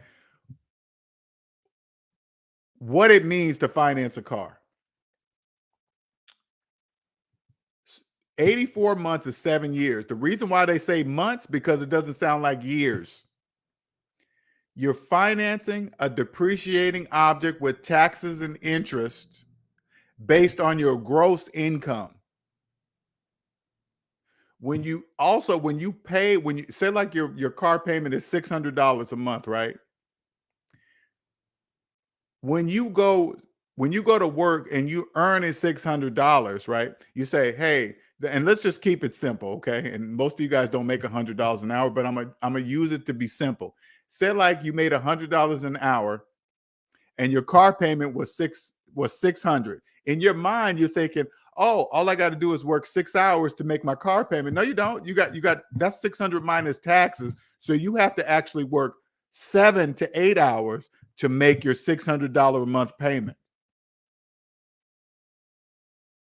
You understand? That's how it works. So when you finance a car for you know how upside down you are making payments when thousands of people are on YouTube talking about, hey, watch my channel, see how much I'm making monthly payments on this car, telling the whole entire world that you're making payments on a depreciating object. That's this frequency. You get to this frequency, you don't do certain things. You don't talk like that. You don't do things like that. You don't finance cars. You don't do that. Mm-mm. You don't call yourself a homeowner with a mortgage. You don't do that. Promising time, sure is. And time is the most valuable thing on earth. Time's the most valuable thing on earth. And you sold it. When you sign on a car for 84 months, 7 years, you sold 7 years, not all of your time, but you sold 7 years of your time to the bank. 7 years that you can never get back, ever. For me to even say that, I remember like this. I always like to tell this story. I remember when I was 18 and I was financing my first car. And it was since I was 18, I couldn't get a loan from the bank, the big banks, because I was young and no credit, right? So I had to go to this side business. I specifically remember going in there, and now that I know what it is, the interest rate was out of this world, but I didn't really understand interest rates or whatever, right? I remember going to this small financial business, and I was sitting down doing the paperwork. And as I'm signing the paperwork, I was being helped by this woman, right? She was helping me sign out the paperwork. And I remember seeing this older man walk out, this older white man walk out the back. And he had a cowboy hat on. He had these two little tassel things, and they spread out across here. And I remember at 18, I watched him walk out, and just the way he walked and carried himself, I knew he was the owner.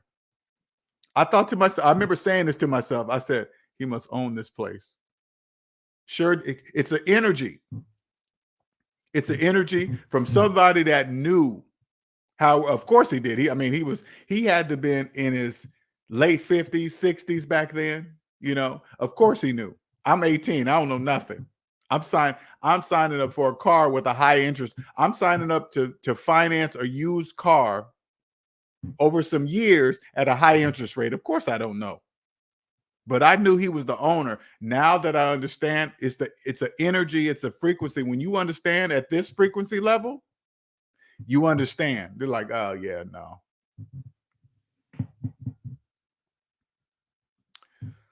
What's up, Jay Tucker? Jay Tucker says, notice how they base things off of gross income and not net income, almost a guaranteed failure. Exactly. That's business. That is business. Even when I was in the debt matrix, I had said that to myself one time. I remember that. I'm like, why are they basing off my gross income? But at the same time, I remember when I used to go to get a credit card, I was happy that they based it off my gross income, because in my mind I was thinking, man, if they do that, I'll get a higher limit. Duh. Thinking I'm tricking the credit card companies. But I have an 850 credit score. Alonzo says score. So I get a 4% interest rate, meaning for every dollar I borrow, I have to earn at least $1.25 to pay it back. You know, they brag about 8, man. If you go up to a person at this frequency, a debt slave, and you say, hey, man, did you know that the credit card companies are private businesses? They won't know what you're talking about. That's a private business. Those are private businesses. They sell that information. I remember one time I signed up for a couple of things using my credit card, right? And every year I like to change my credit card numbers. I just do that on a habit, right? I just do that. Right?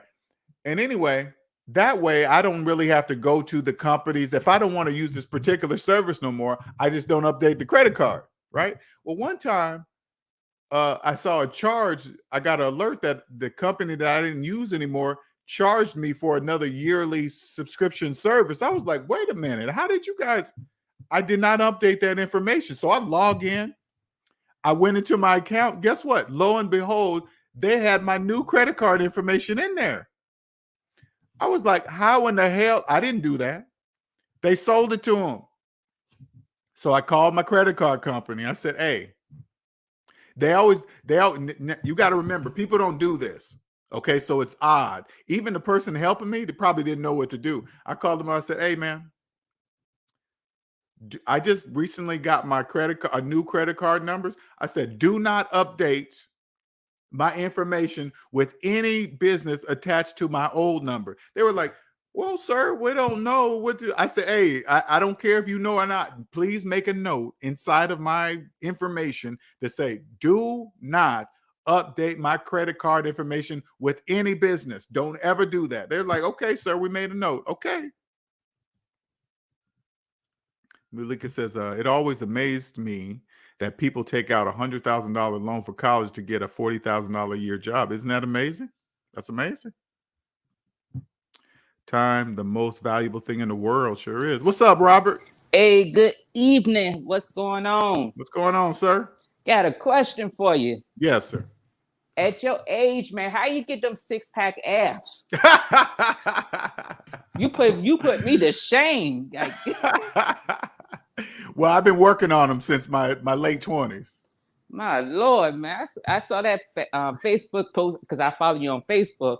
I was like, yeah, this man really lives the life that he says. Yes, I do. Yes, I do. It's, you know, once I started back then, so muscle memory really kicks in. Yes.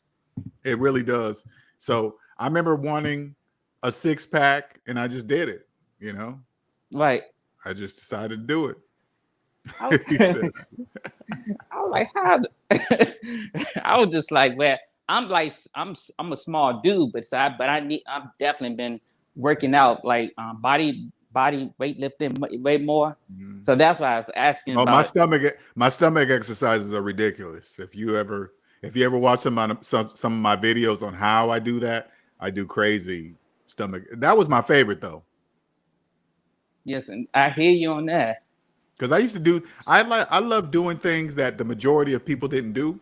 And I just, you know, and the people say, you know, oh man, you know, when you get older, gone is a flat stomach and 6-pack. Says who? Yeah. Not me. That's what I want. And that's what I did. Hardly no one says that. Nobody. Yeah. So you just make up in your mind and do it. You can have it. Yes, indeed. Mm-hmm. Yeah, and my second question to you, man, I'm mad at how, like, now that I know all this stuff and I've been doing some of this stuff, that I can't get all the good money back from the companies now. You know, when you do your 401k thing, I can't get that positive phantom income back. What you mean? What are you saying? You know how, for example, can you hear me? Yeah, I can hear you. You know how, for example, like, you know, I have your 401k at a job, right? Yes. And remember how you were saying that you could, like, if you did it a certain way, you couldn't get it back. You called it phantom income. Correct. Yeah, and you was like saying how if you ask them if you can get that money back, you know, wherever they match up and they say no. You said it a while back. I forgot how you. No, what I mean by phantom income is the tax savings. Yeah. Okay, so you get it. If you have no debt and you contributed to your 401k, you're going to reduce your tax bracket. Right. That money in reduction is phantom income because people in debt can't do that. People in debt cannot reduce their tax bracket. Correct. So that you do get that. If you contribute, you getting it. Yeah, it was just another way you said it one time. I probably got to rewatch one of your older videos, but the way you said it one time, it was like something you did at your job. And you was like, I can't get that. It's not like. I think what you're saying is this. Once I got out of debt and I realized phantom income, I thought to myself, well, can I go back and contribute money for the years I missed? Yeah. Like, no, you can't do that. Yeah, that's what I was upset about. Because if you asking that question, you obviously know. Yeah. So see, of course they're gonna say no, Robert. We know why you're doing it. No. Obviously, you know. So the answer is no. That's what they told me. Right. You can't go back. No, because only people that know would even ask that question. Can they go back? Mm-hmm. Because I damn sure did called up to the head HR. So I'm like, hey, no, man, come on, give me that money back. No, we don't do that. I missed all those years. Can I? No, sorry, sir. Sorry. Click. Yep. Is there anything else I can help you with? Right. No. Nope. Damn. Damn. I can't get it. I can't. You mean I can't? I missed the last 4 or 5 years. Can I pop it? No, you can't. No. Damn. Man, that hurt, man. Yeah, that's good. That's gone. That's gone. Yeah, but I was gonna say this is gonna be my final year of working at a warehouse. Oh, okay. I made my man up. Okay. So what you gonna do? Well, I'm right now. I'm just building up all my brokerage accounts. I had opened up a few more. I get paid every week, so I've been taking every time I get paid every week. I would take like one check and put into one brokerage account, and then put it in another and start buying like mutual funds, like a little bit of stocks and stuff, and just let it grow. Okay. So You've been thinking about doing a business, or I mean, not necessarily that you have to do a business. I'm just saying. Oh no, I'm still gonna do a business. Okay. Yes, absolutely. I'm still in the process of doing my own investment company for some odd reason, because I seen like people open up venture companies on their own investment groups and stuff like that, or work for investment agency. So I've been leaning towards that a lot lately. Okay. That's it'll come to you too. I'm asking out loud. I'm just because it'll come to you. It just, I don't know. I can't really. It just connects. You'll find your purpose. So it'll just connect. You'll see, and you're gonna be the baddest at it because you're on this frequency. Absolutely. Yeah, because when I'm at work, they can't hear me. No, they're on a different frequency. Yeah, like you're saying, no matter what you say, it's like speaking. It's like they speaking English and you speaking Mandarin. Right. But yeah, it's no different than a phone. Like if you have an AT&T branded phone, you're not going to make calls on Verizon's network because you're not on that frequency. Correct. Right. It's the same thing. So that'll help you. It's like it's more to help people like us. If you really understand that's what it is, you won't get mad at them for not being on the same frequency. You're just like, okay, you guys obviously are not there. Absolutely. Like my coworkers, they was complaining. They was like, they've been there for 15 years. Woo! Yeah. Woo! One, like several of them. It's more than like 8 people that been there for 15 years, paying on a mortgage. No. It's like, yeah, I can't do it. Then I seen like these people I know who've been there for 16 years. They in their early 60s, and they talking about something. They got to get knee replacement surgery. So I'm like, yeah, that concrete would do it every time. Even when I was in debt, I remember when I was in debt, and I knew something was wrong, but I didn't know, right? I remember going to when I first got my last job, there was a person that was there for 10, 15 years, right? Right. And so they were celebrating. They said, hey, so-and-so here, we're going to celebrate so-and-so being here for 15 years. And then they bring them up on the stage or whatever, and they hand them a piece of paper that they printed out on a printer. Congratulations. And then they give them some little thing with a piece of chip of a ruby diamond in it, ruby. And here you go. Here's for your that's all you get for 15 years of your life? Oh, hell no. I was looking through my company's bracket about policies and all this other stuff, right? For 15 years, they only give you 240 hours of vacation time. I looked at it, I was like, wait a minute. I know why they put 240 hours in there per year. Why?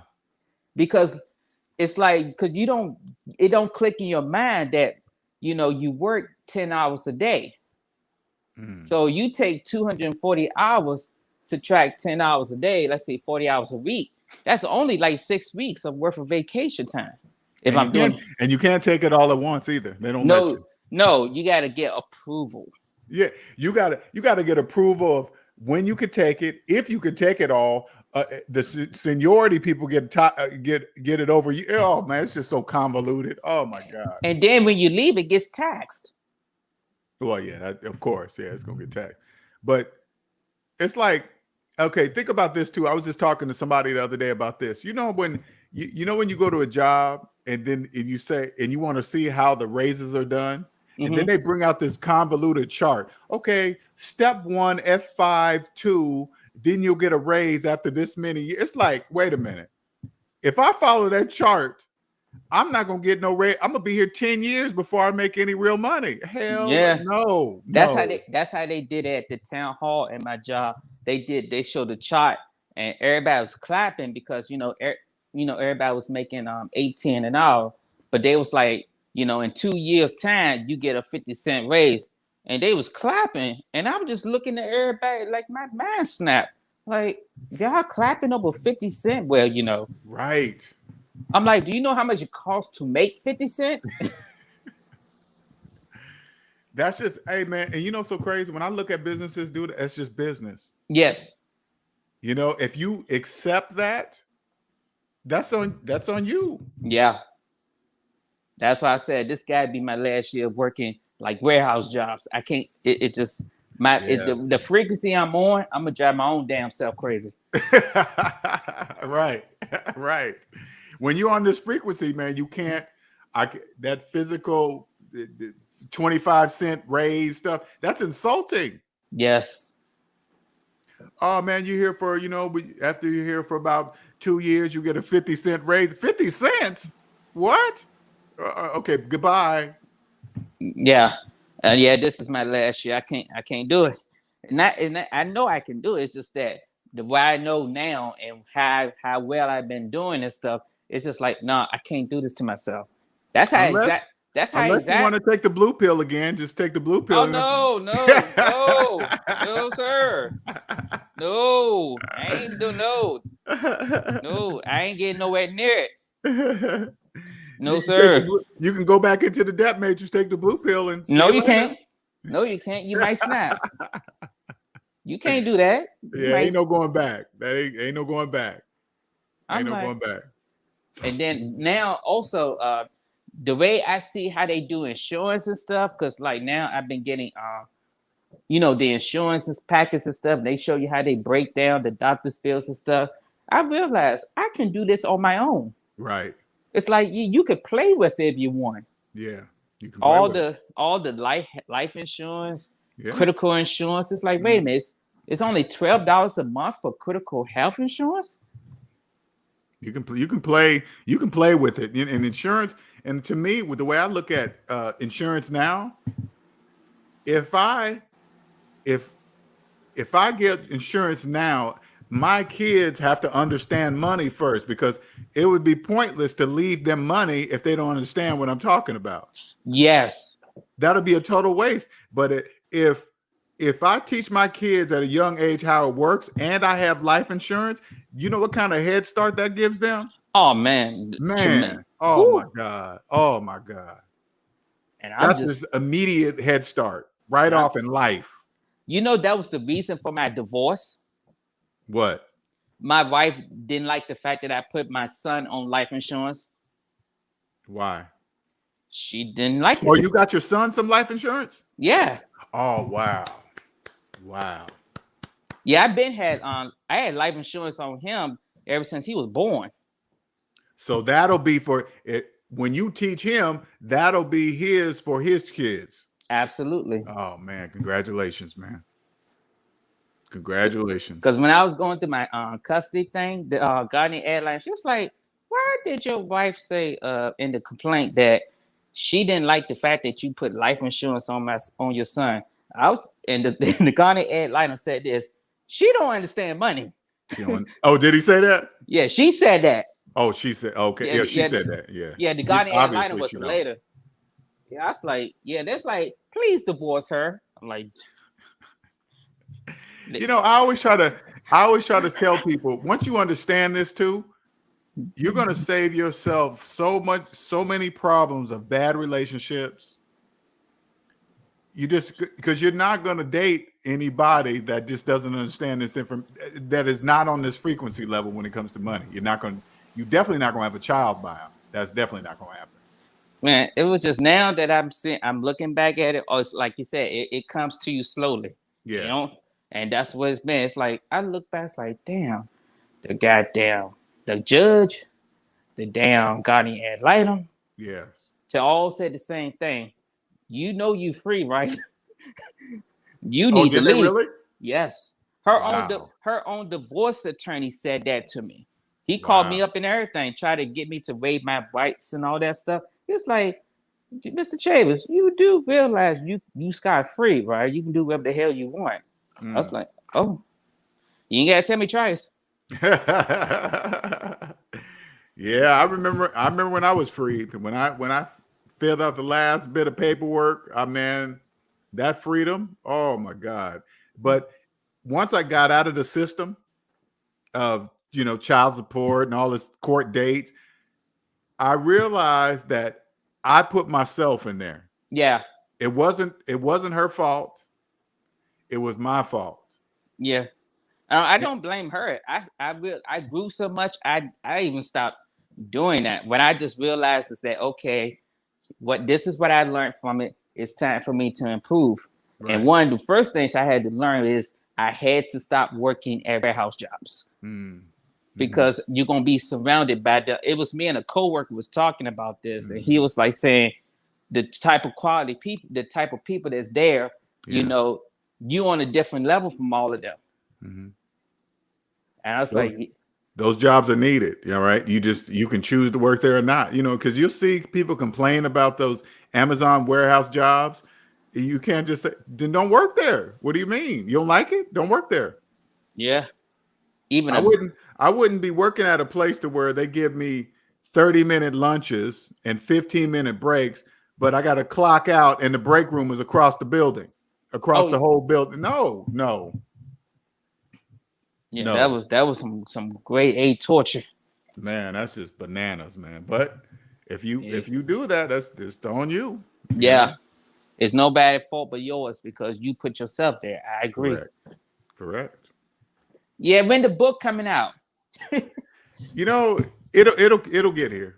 I know. It'll get here. Once it's a progressive thing, right? Yes. I know you were anxious for the book, right? I can get it, right?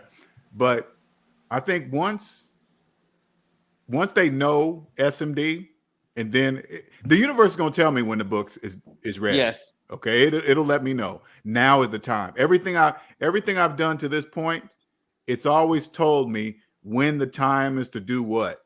Not when I want it. You know, because for me, I wanted the shit last year, but last year I didn't know capitalism was psychological. Correct. It is preparing me for when I'm up on stage, when I'm in front of whoever, financial people, whatever. I'm ready for them. Anybody. It doesn't matter because nobody can beat math. And if I agree with math and I know capitalism is psychological and I can see negative numbers psychologically, man, unstoppable. Yes. I put in a comment that you might have to write a comedy book for them TikTok videos, man. I know, right? You might be a death slate if you do the following.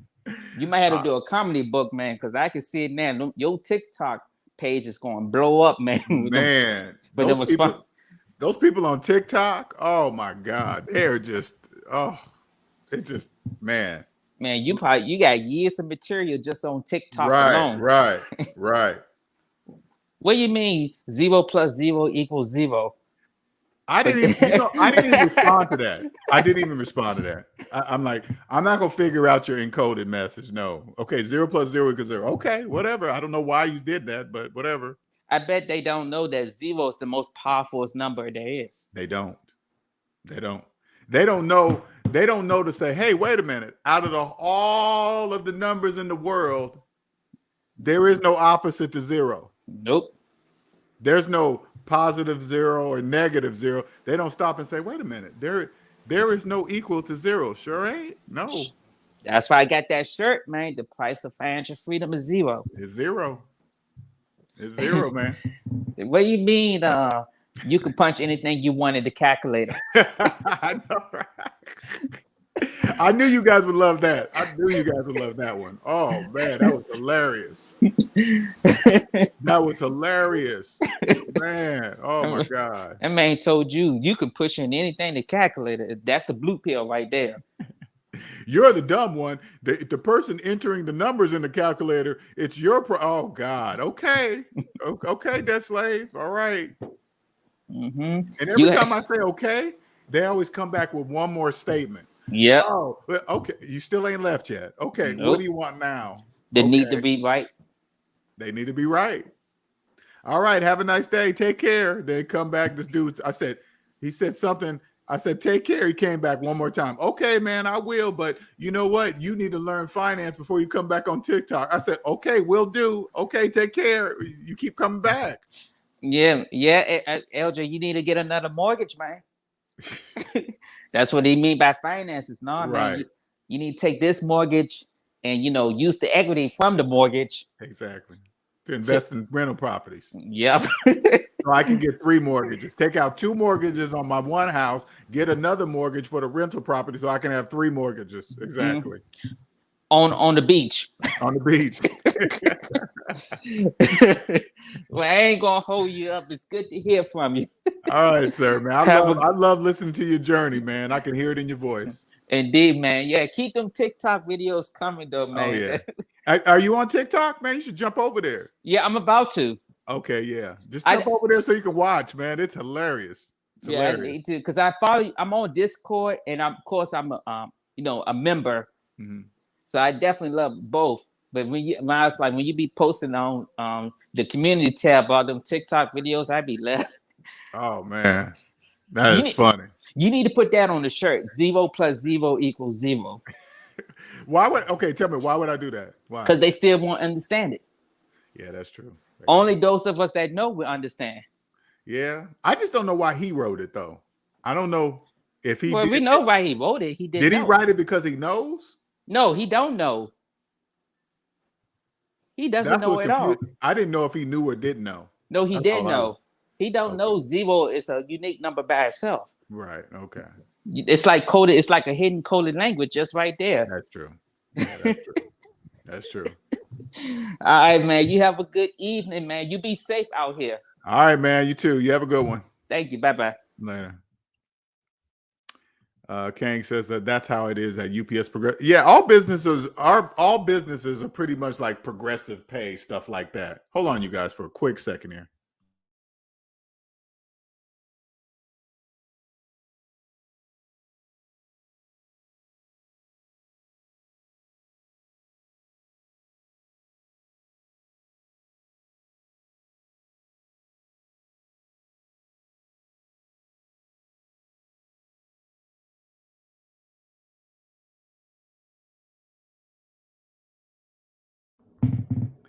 If you want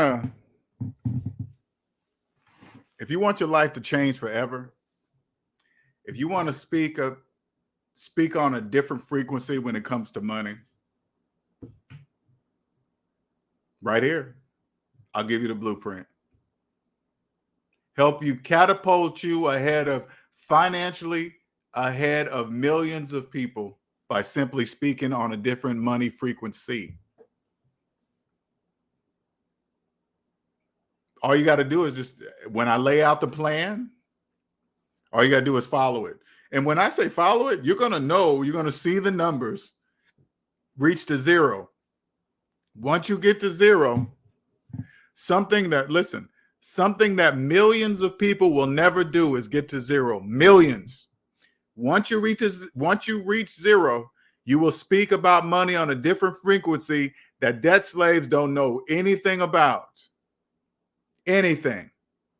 You will understand that no currency exists for debt slaves. The stock market doesn't. If gold, silver, paper money, and all that stuff doesn't exist for debt slaves, the stock market doesn't exist for debt slaves. Cryptocurrencies, and what they're going to do to you guys in the virtual world. Oh man.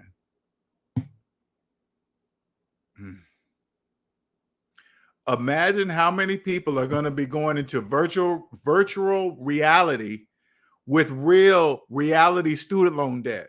They're going to go into the virtual world, buying virtual clothes, virtual things, virtual property, while having real student loan debt.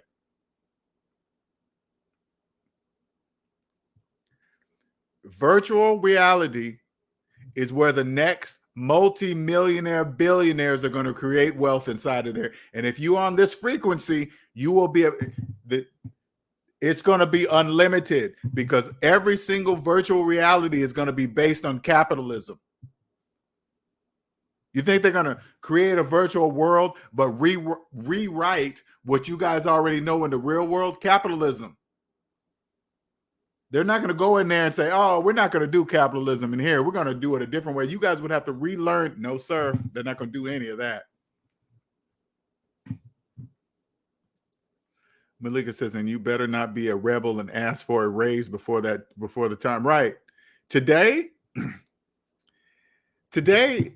I would be very, I remember being in jobs and then it was time for raise day. Okay. A raise day, raise once a year.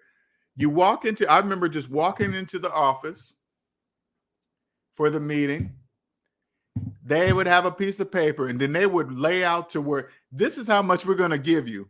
And then I would grab it and say, thank you. And I would leave. I wouldn't even say anything. I would just be happy that I got a raise. Today, it wouldn't be like that. I'd walk into the meeting telling them what I wanted.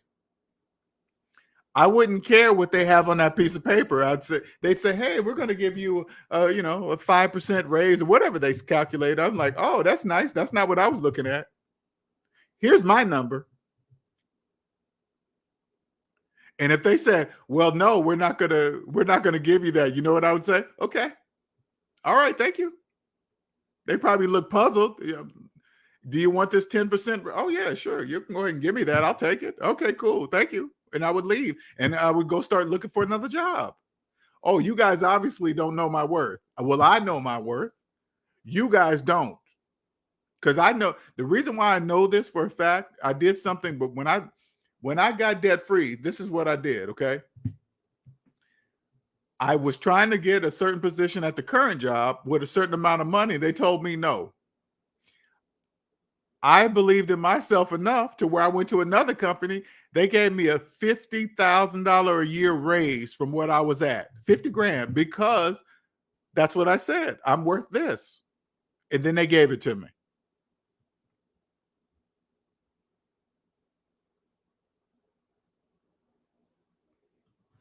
Yeah, wait till you stay at your job until you get to zero. Okay, don't just leave. Omanike says, it seems like when we're out of debt, this job thing affects us. It does. It really does, Omanike. And to your question earlier, the best way I can describe that, Omanike, it will just come. Okay, it's not like hey, this direction. It's over there. It's just that part I really can't. Like I always tell people, I didn't quit my job and say, I'm going to start savings minus debt. It didn't happen like that. It'll just come. Oh, congratulations, James. Congratulations. Cosmic says the right insurance, hands down, the easiest way to guarantee wealth for the future generations. Some people refuse to have kids without it. And again, when you understand this, like I wish I hadn't. I mean, don't get me wrong, universe. I'm happy that I know now. But had I known this earlier, that's exactly what I did. My kids would have been born. I would have got insurance on them, life insurance on them. They would have grew up knowing why I put life insurance. Hey, this life insurance on you is for your kids. Just like my life insurance that's on me is for you. And when they get this life insurance, they're already going to know what to do and how to handle it. Just imagine the head start. Like if I had $1 million or $2 million life insurance policy on myself, they've been raised to never be in debt and understand the majority understand that capitalism is psychological, and they get $2 million in insurance money when I pass. You know what kind of head start that is? They won't even have to get a job. They won't even have to work. Do you guys know if I had $1 million in cash in the bank, $1 million, I would never have to work again in my life, ever. Never work again in my life with $1 million in cash. No debt. No, let me put it this way. $1 million in cash, no debt, and a paid off house. I would never have to work again. And that's with my $1 million. Not saying that I would do this. That's with my $1 million not doing anything but sitting in the bank. Nothing. I would never have to work again for the rest of my life, ever. Jackie says the TikTok people are going hard at you in the comments. It's the only way they can cope with the poor financial decisions they made. Yeah, and they don't really. And people in TikTok, they don't really know that they don't affect me. They can kind of get it by my responses. Like I don't really argue with them. I'm not. And if they get too bad, I'll just block them, right? But I've never really had anybody go overboard. They're not ready to swallow such a big red pill. No one wants to hear that they're not a homeowner after getting into a 30-year mortgage. I know they don't want to hear that. Clarence says, LJ, you on TikTok, talking to people on TikTok is like child abuse, just verbal assaults to the mentally asleep. That is, you know what, Clarence, I agree. TikTok is a very, to me, when I go there, it's just business. Okay. I don't really I get, put it this way. TikTok really has done a good job by, like, when you download the app, every time you open it up, a video pops in your face.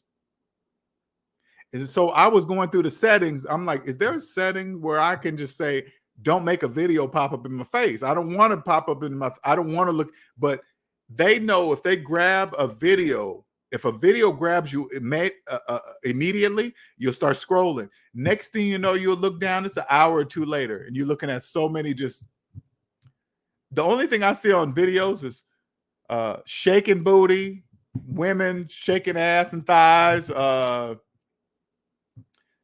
people talking about, hey, God isn't real. Convince me that he is. It's just like this the dumbest stuff. Just on and on. It's just dumb. They're gonna have real debt in the virtual world as well. It's already in. Oh yeah, I know. Well, I know that, Cosme. I know it's real debt. Trust me. I know it's real. It's unlimited. It's just unlimited. It's just. Gabriel says, you got to think big, LJ. What do you mean by that, Gabriel? What you talking about?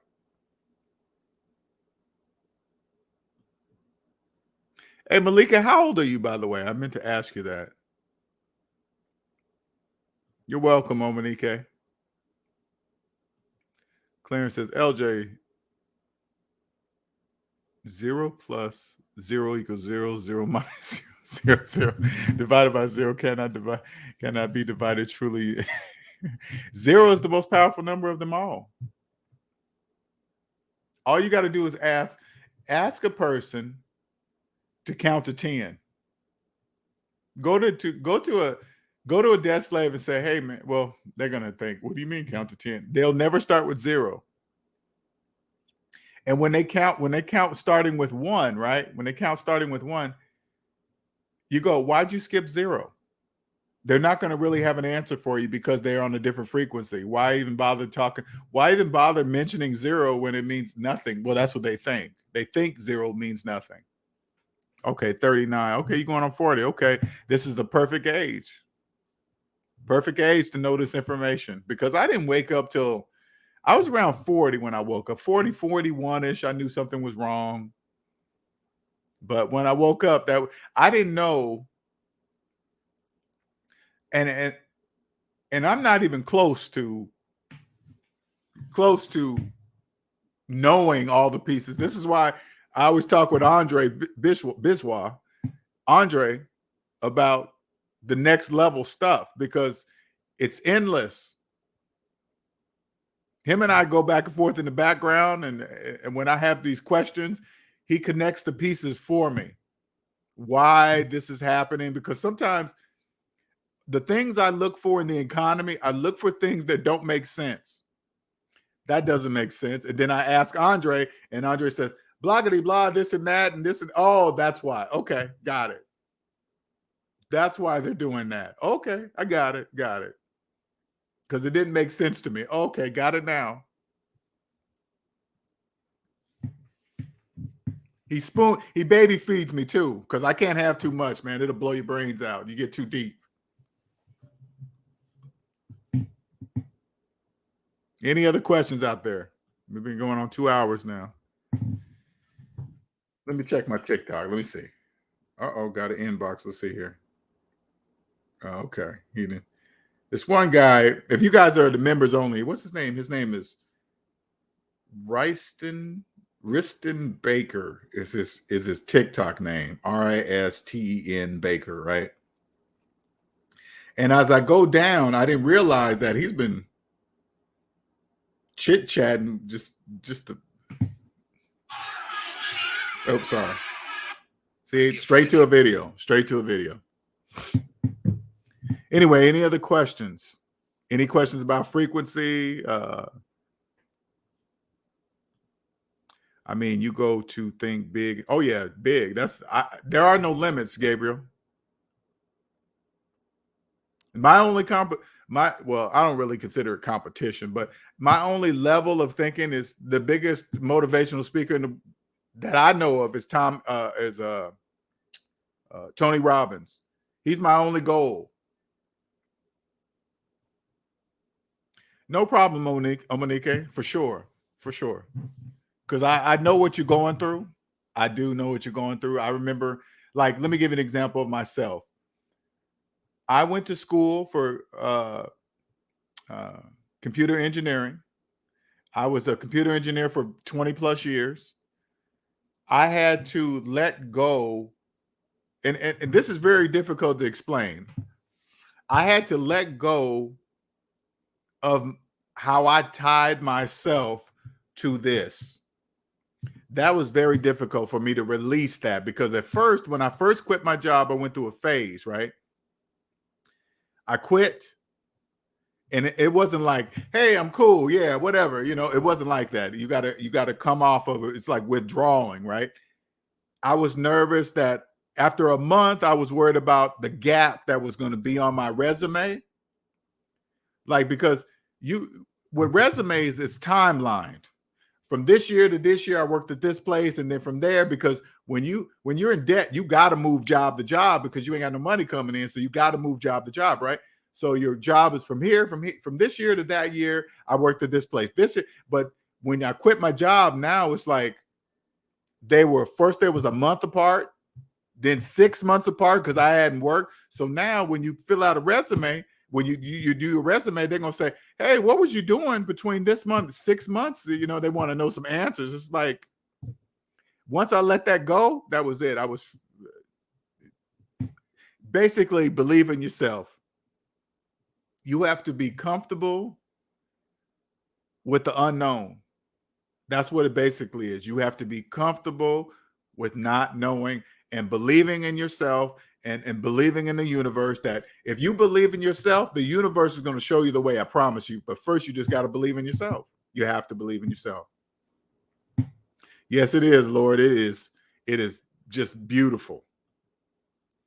With this psychological, while using this job as a tool. And you're already there, Monique, by saying that this job is a tool. Even watching some of your videos, Monique, you could just clearly see that you're just, you're just transforming. You're like, you how people come to work angry, that they're not really angry at you. They're just angry at their life. They're probably in debt and they don't know what to do. It don't have anything to do with you. It's just them. And you don't take it personally no more. You say, oh, if you're going to be like that, just stay away from me. I'm just not going to be around you, period. What are your thoughts on the inheritance tax? Because nobody but a few truly understand importance of investing their children with. I don't really, that kind of stuff, my tax person will handle it. Like the tax person I have is debt free. So when you only really need to know about the tax code according to your income level.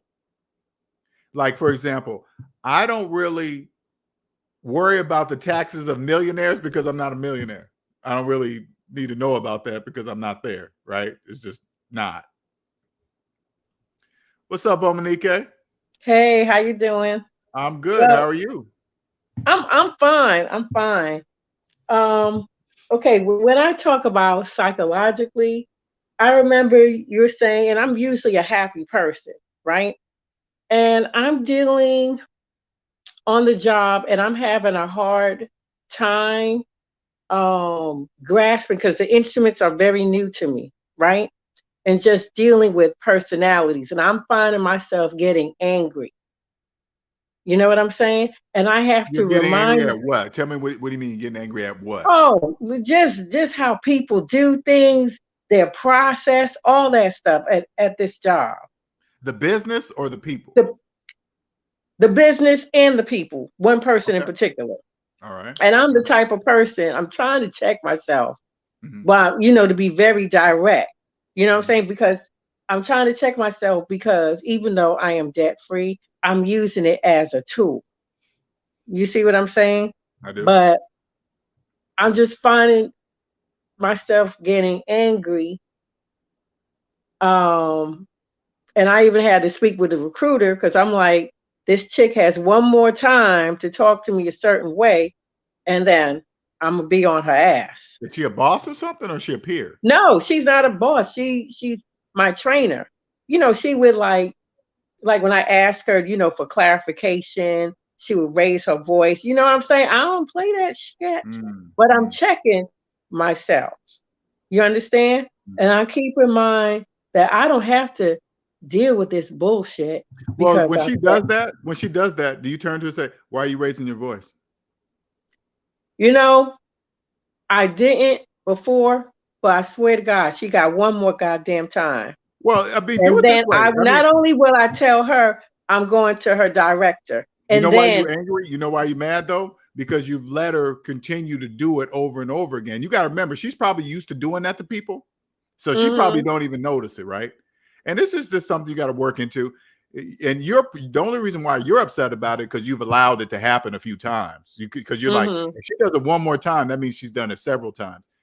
Next time she does it, just say, hey, just stop her in the middle of her talking and say, why are you raising your voice? Don't do that. If you raise your voice, I'm gonna walk away from you. That's what, because she probably don't even know. And I guarantee you, nobody's ever probably the way if she's doing it like that, nobody's probably ever said it to her like that. Right. And you. Say again? That's because this information is for you to help you not get mad. Right. Because you're gonna, no matter what job you move to, you're gonna run into a woman like her, no matter where you go. Right. Man, and it is a cultural thing too, because she's a Filipino chick. Yes. You know, that's one thing. And two, she have an accent, not to be, I'm just keeping it real. Plus, we wearing this mask. Gotcha. You know what I'm saying? She's kind of getting upset because you can't understand what she's saying. Right. Yes. Right. And then, but I'm saying even another traveler said to me, what is her issue with you? You know, and I'm like, well, shit, is someone picking that up? You know what I'm saying? But I'm trying to be chill because I'm like the hammer. My mouth is like a sword. Right. But I'm trying to chill because I want a good relationship with this company that I'm with. But I had to talk to the person, the recruiter, and let him know. And I reiterated to him, look, you know I'm debt free. I said, I don't have to take this shit. I said, but I'm letting you know what's going on. Right. See, because I'll get to a point where I'll get her director, sit them their ass all down and let them know I'm debt free. I'm here as a service to you guys. So if she doesn't clear up, 2 weeks, I'm out. I would go straight to her. Type of chick. I would start with her. I would start with her. If she's talking like that, obviously, if she's talking like that freely, obviously she doesn't know. I'll give her the benefit of the doubt. If you're talking to me, obviously you don't know. So let me clarify this. So I'll pull it to the side and say, hey, check this out. You can't talk to me. This is a professional setting. Do not raise your voice to me. If you keep doing that, I'm going to go to a person above you to stop you from doing that. That's all. Right. It's not really. Yeah. That'll help you keep your feelings out. And plus, you got to remember, on top of that, you're around people that have to be there. And it's irritating you because you have a different frequency now. It's just, I don't know how to explain that part. That's a very different, I know what you mean. Yeah. So that on top compound the fact that I'm free now, but I'm using it as a tool. And now it's like, in a way, it's like God, the higher power, is trying to make me like, yo, you need to look at other things to do. So you're in control. So you don't have to deal with it. It's forcing your hand. It's forcing you. Yes, it is. That's part of the process. That is part of the process. That's why I ended up quitting. That's why I quit my job. Because people hear me say I quit my job. I'm not telling people to quit their job. I mean, you just do what you want. But what I'm saying is that what you're feeling right now is what I felt. And I really, deep inside, I had no choice. I just couldn't be around that anymore because I didn't have nobody to ask. I was by myself, basically. Right. And when I quit, I just said, I don't know what I'm going to do, but I know I'm not supposed to be here. That's all. Yeah, because, I'm there dealing with, every job they have their stuff. Nothing is perfect. But I'm finding myself saying, damn, I hate this job. Now, I love the beach and all that, and the people are nice, but their process, you know what I'm saying? I wish I could explain it to you. Well, like, for example, one urine, right? Put it on this this analyzer that's supposed to be so intricate. But if it's cloudy, guess what? You can't put it on there. You got to dilute it. You got to spin it down. It's crazy. For one specimen, the turnaround time. What about all the other work? It's crazy. It's backwards. And I'm just not used to that. Well, I mean, do they know that it takes that time to do the steps? Yeah, they know. They know, but they're used to it. They said, well, this is their process. Because I said to her, well, if it's this way, why don't we do it the traditional way? And she's plain stupid. What do I mean? Hello? Use the dipstick. You do what you got to do. You spin it down. You pour off the supernate, and you put under the microscope and read it. No, they want the analyzer to do it. And I understand she was explaining the analyzer they have. It takes 1 million pictures. Yeah, it's a trip. Hey, it's like this. If they know that, and it takes that, I got to roll 8 with hours. it. I'm leaving in 8 hours. I'm leaving. So okay, cool. But guess what? I'm going to be there 10 hours. Right. 4 10s. Yes. And if it's not finished in that process, I guess that's just not finished. I guess. Yeah. Because if they expect you to be finished with it before you leave or something. Is that what I'm hearing? Yeah, the work that I had, because it's ongoing. But check this out, because of course you do a competency, they check off everything and you sign that you're competent. So in the end, on Friday, I wrote on there, I am not comfortable with X, Y, and Z. So she looked at that and she said, oh, you're not comfortable with doing all of this? I said, certain instruments, no, I'm not comfortable. So I write on there to cover my ass. I told her just like that. And I told her twice, I'm covering my ass. And she said, oh, she's going to take it to whomever. And I said, you go ahead and do that. Yeah, you got to. What I did, let me give you an example of what I did. I got to the point to where the best way I can describe it, it was just when I went to work, it was business.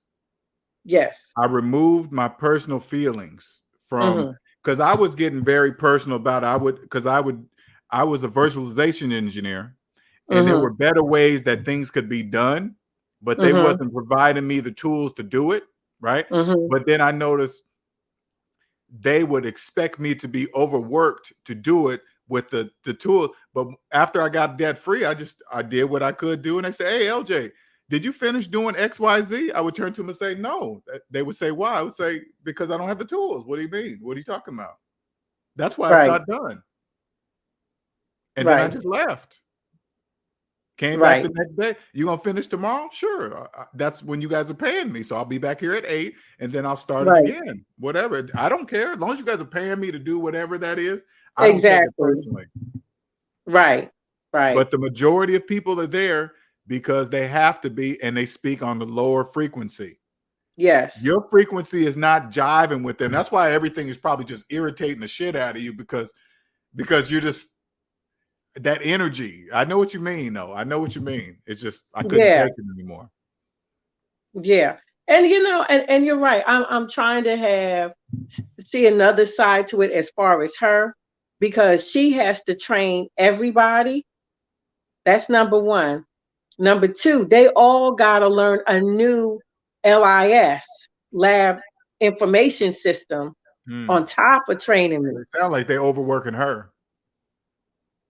Probably so. Yeah. And I also found out, like, look, I'm letting y'all all know, I'm dead serious. Everybody who's listening, please take care of your health. Right now, the healthcare system is failing. There's not enough people. Don't you know, LJ? They basically over 50% of the people are new.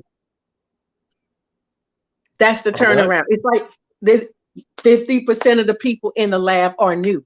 Oh, I found that out. They're new. Is that bad? Yeah, that means the turnaround time. I mean,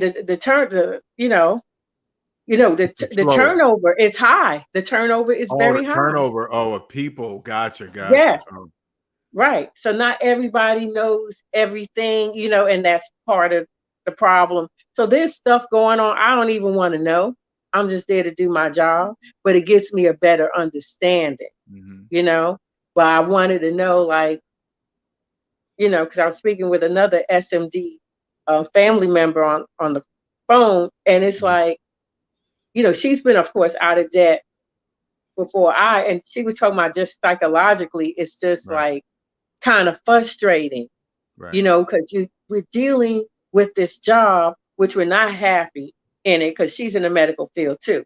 Okay. But it's like you also, even though we're debt free, we want to find our purpose. And what Right. exactly is that? Because Mhm. we still have to make a living while trying Correct. to find what is it we love, what is it we're Right. called to do. So Mhm. that's the thing. And now, at first, I didn't understand until this is going on at this job. And I'm like, okay, bam, I get it.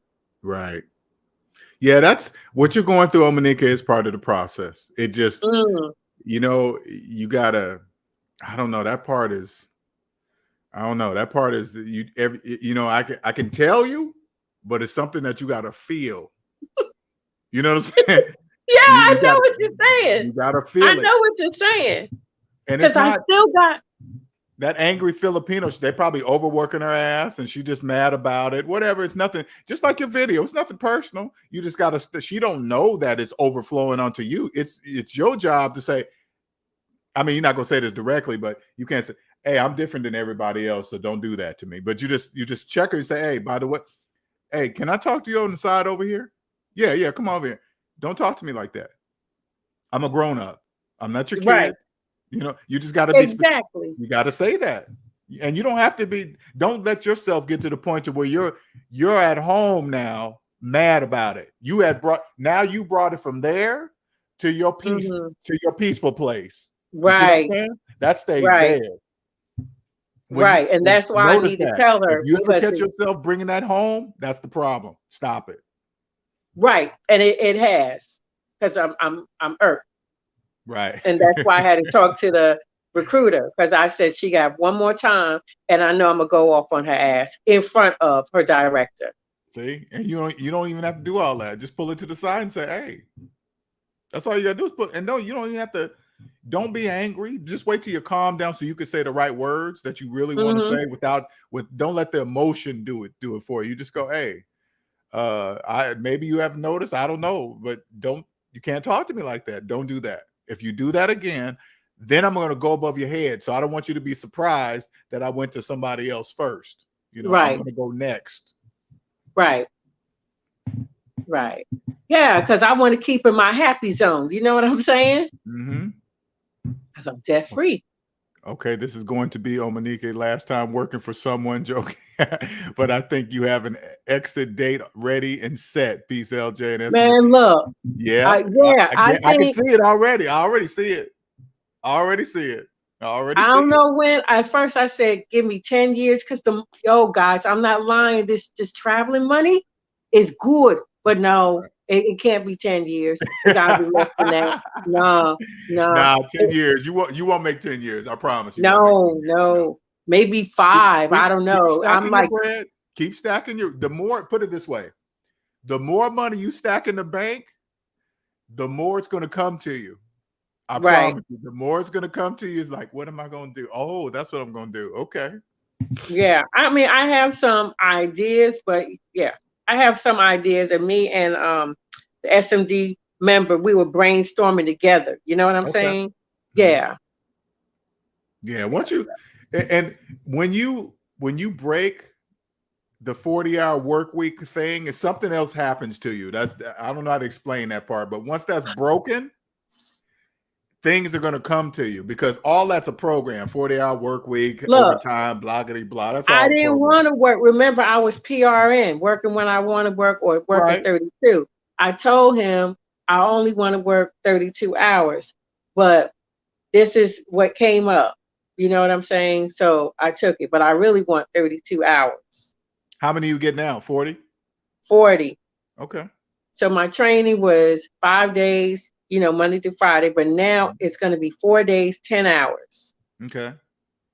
So I'm going to be working for. You'll once it starts coming, you'll figure it out. I promise you, it'll come to you because you're going to get tired of getting upset. You're going to get tired of bringing that nonsense back to your peaceful place.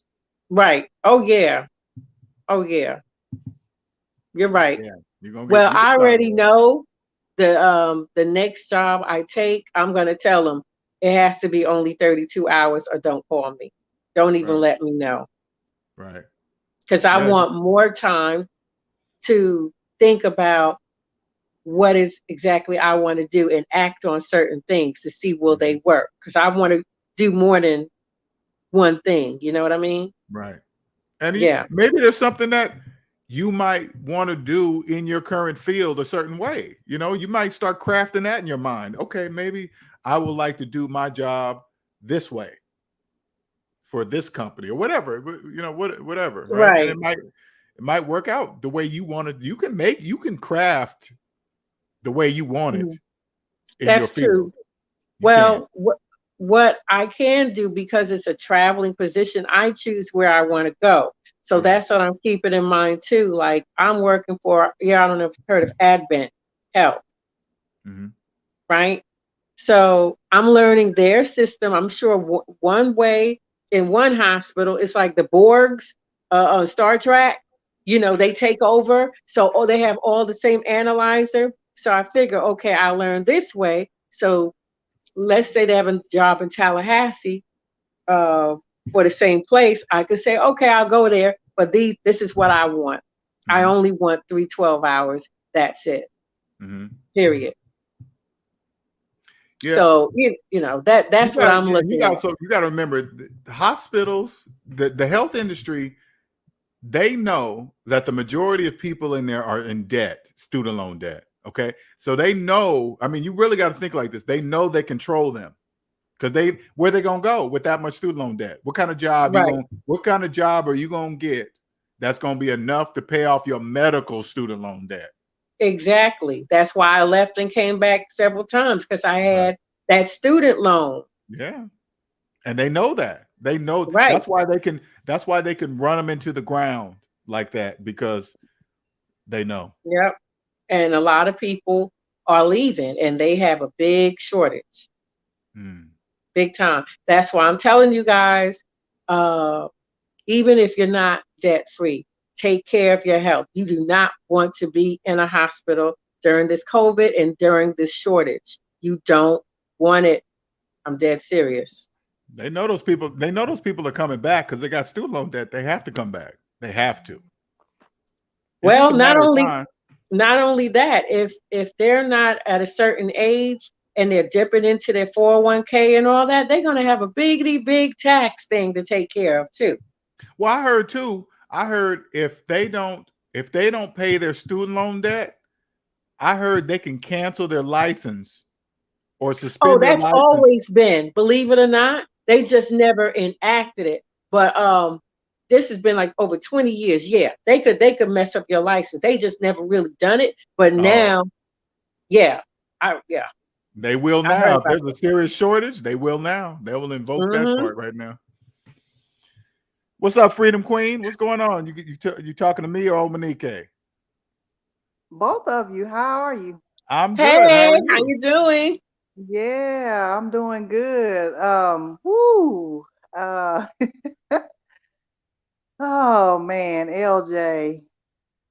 I have so many questions for you. I don't even know where to start. Well, let's start one at a time. Go ahead. Okay. So, and Amanike and I both have been talking about this, but it's like, okay, so you know how we've become aliens with the fact that we no longer fit in with the normal program or whatever of the debt life as debt free people. But LJ, the emotional side of it. Yeah. How do you keep your sanity in the midst of all of that? because you can't run and hide. No. You mean at work? You mean in the working world? What are you talking about? Yeah, mainly in the working world, but I mean it happens everywhere. Right. Family, friends, everywhere. You have And to accept that they don't know the frequency. You have to accept that they're not on this. They don't know this frequency exists. You will know right away by the questions they ask you. Right? You'll just know. You'll know if they ask you a certain way, if they really want to know, if they're just being a smart ass. You'll know right away. And at that moment, it's your job to determine how are you going to respond to a debt slave. well, some of the things that I have going on is like when I say keeping my sanity, I'm talking more like um you know, you obviously you can't pull down your mask. That, that's just utter destruction right there, right? So, but you have to work with these people, you're around them all the time. You can't build relationships with them. LJ, it's more than being an alien. It's just being like isolated. How do you deal with the emotions of that? I know what you're saying. That's because there's very few of us, right? Yes, This is why I created this group, yes. because I was feeling like that, right? Okay. That's why I created SMD, to be able to reach out, because I know we are far and few in between.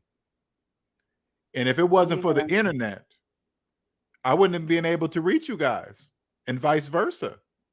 Yeah. I had to start this Well, I'm physically. certainly, Oh, go ahead. I'm sorry. What'd you say? I know, I was just going to say, I'm certainly glad you have. I appreciate that, because I wanted to.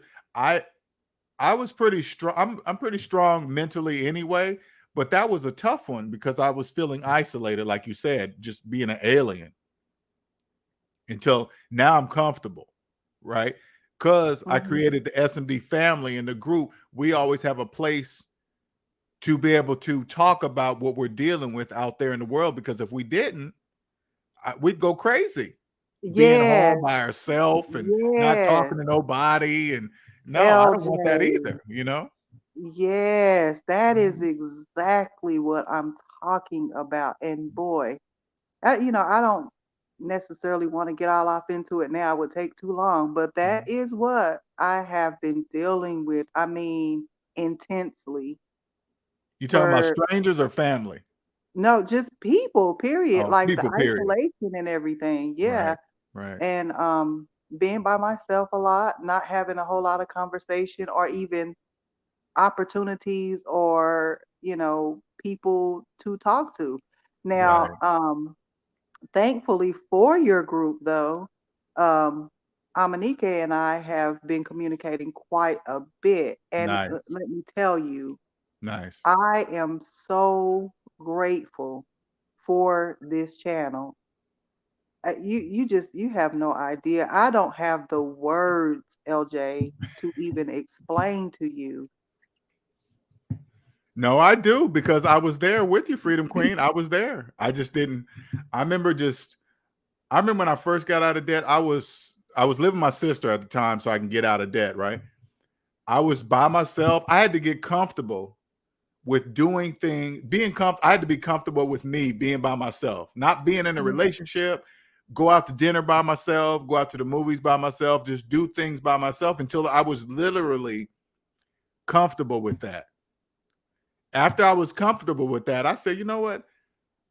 I need to create. I mean, I didn't say this, but the universe was kind of telling me to do it. But I said I had to create something so I can meet other people like me, because obviously I know I'm not alone, because the economy couldn't run if if everybody was in debt. There's got to be people that understand how it works. And in order to, thank God for the internet. Yeah, really. Because first it started out as Dead Ain't My Daddy. I started out at Dead Ain't My Daddy. It wasn't Savings Minus Debt. It was Dead Ain't My Daddy. Everybody kind of laughed and giggled. but I got a lot of pushback on that. So I said, let me come up with something that you can't really dispute. A math problem. Right. You see what I'm saying? You can't say, oh, that's stupid. What, math is stupid? Anyway, and so now I created a platform to where I can share what I know you guys will be going through becoming debt free. Yeah. So you don't feel isolated, you know? Well, it has helped. It really has. I still have things that I work through on like a daily basis, but LJ, I am just so grateful that you followed the lead from the higher power, most high, Thank you. whatever. Yeah, man, I am so serious about that. Yeah. It's tough out here, even in the undead world. It can be pretty tough. And I want to help you do the same. I want to help you get comfortable with the unknown. Yeah, yeah. Well, thank you for that. Thank I you. know that I need work on that, and I am here for it. I'm Good. always willing. One thing I can say, I can toot my own horn. I am willing. I'm willing to move forward. I'm willing to learn. I'm willing to press through, but sometimes I can't even find it. Oh boy. Whew. Try to remember that the present moment is the only moment that matters. So this is what I do. This is what I catch myself. If I catch myself trying to think of, because sometimes this happens, okay? I'm ready to be the biggest person in the motivational speaker in the world. I want it to happen now, right? Mm-hmm. And sometimes I'll get so deep into it because I know I have a gift. It's like, damn, man, come on. I should be making billions right now, right? Yeah. When I catch myself doing that, that means I'm not living in the present moment. Gotcha. Where Gotcha. nothing's Okay. wrong. I mean, nothing's wrong in my life. Nothing. Gotcha. Gotcha. Yeah, that resonated. That really resonated because I find myself doing that a lot. Yes. I do. This is how you stop that. This is how you do it. You take a step back and you say to yourself, what's wrong in my life today, right now, at this moment? Nothing. Nothing. Exactly. Nothing. Nothing. I'm So, working through some challenges, but things have really fallen in place. I would like to catch up with you, not here on the show, of course, but yeah, I might shoot you an email like I do from time to time. okay. Yeah, Most High has been good. Oh, Most High has been there. What's A that? lot of I said Most High has been good. Okay. Yeah, there's some Good. things that have transpired and come into place. So yeah. And challenges are normal. That's how you grow. And I Oh, like the way you Mm. said that. Don't call anything a problem. You call it a challenge. yeah. Thank Because it you. would be boring if you didn't get challenges, it would be very boring. Okay. See, so whenever a challenge comes to me, because 9 times out of 10, it's always bigger than, because I call it, if a challenge comes, if I let my mind take off, it'll make it bigger than what it really is. And then when I resolve the challenge, it really wasn't that big of a deal. Oh wow. My mind will let it do it. It's like I heard the other day from a person I was watching. He says, always be the blue sky. There's blue sky and there's clouds. Clouds come and go, pass, but be the blue sky. So every now and then I'll catch myself getting on the cloud and riding the cloud away without really knowing it until I stop and say, hey, wait a minute, nothing's wrong. Oh, damn, I got on the cloud. Then I'll get off and become the blue sky again and it'll pass away. Mm. Oh, that's beautiful. Thank you for sharing that. That Yeah, is for sure. beautiful. Always be the blue sky. Catch yourself. This is how I catch myself a lot. I'll go, is it true what I'm saying what I'm thinking in my mind? Is that going to happen? Or is that, if it hasn't happened yet, I don't know it's going to happen. I'm on the cloud. Get off. Okay. Well, while I'm on here though, too, I want to share.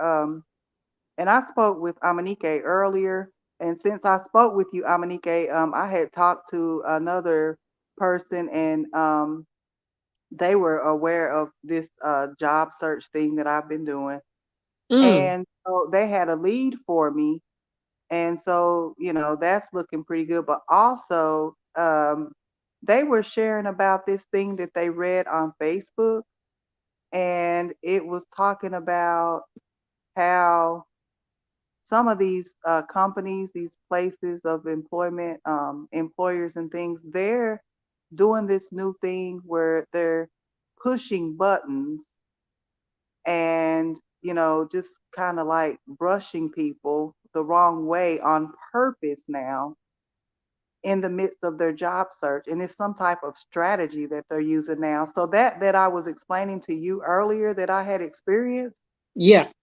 apparently that's something new that's going around. But in my opinion, that is just pure evil. I don't know what that is about, but I was kind of shocked that she had even read something like that. Mm. So I just wanted to put that out there for somebody that is experiencing that, because I thought I was literally about to lose my mind. That is evil. I'm sorry. I don't care who doesn't agree with me. That is pure evil. So hopefully that will help somebody if they're out there looking for a job and they're experiencing that. They're doing it on purpose. Yeah. Yeah.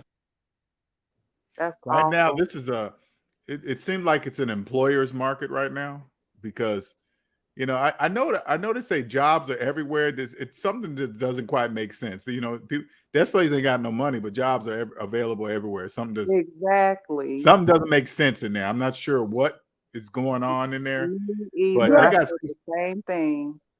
I'm sure that's right. going to change when May 1st pops up. When student loan debt is due, that's going to change a lot. Mm, When those student loan payments are due, yeah. because they got to eat. So I'm not sure what's going on, but something's going to switch. It has to. But LJ, the thing is too that there are some people looking for jobs, but True. they don't hear back from them. And that's what Freedom Queen is talking about. Hmm. So there's some crap going on because Something I going had on. other people mention that to me and it was on the news, so they claim. They're not getting callbacks? Exactly. Huh. Yeah. I don't know. I don't know And what's. Hmm. yeah. I don't And know. I don't know. the crude games that they're playing too, like, whew, this one experience where I had in my current job search right now. Because LJ, if you remember too, we were talking on one of your shows not too long ago, and I was coming to grips with perhaps, stepping out of the field that I'm in because of all the things that I was experiencing there. And it was you and international minded. Mm-hmm. And so I've been working on that. And so I'm currently right now in the midst of a job search. And just this one job experience, the interview and everything, the hiring process, LJ, it was pure hell. I felt like Really? I was in the pits of hell. Really? It was awful. The hiring process. The hiring process. Huh. Yes, sir. And it went a little like this. I'll share just a little. I just don't even have the energy to just go all Okay. into it. It's awful. But I'll share a little. Um I had put my application in and everything, and it was actually a job fair for a new facility. Mm-hmm. And so I went and all that, had my interview and all that. And then, there may be a waiting period or whatever. And, you're just waiting on them to call you back about paperwork or whatever. And so, a couple of days or so went by.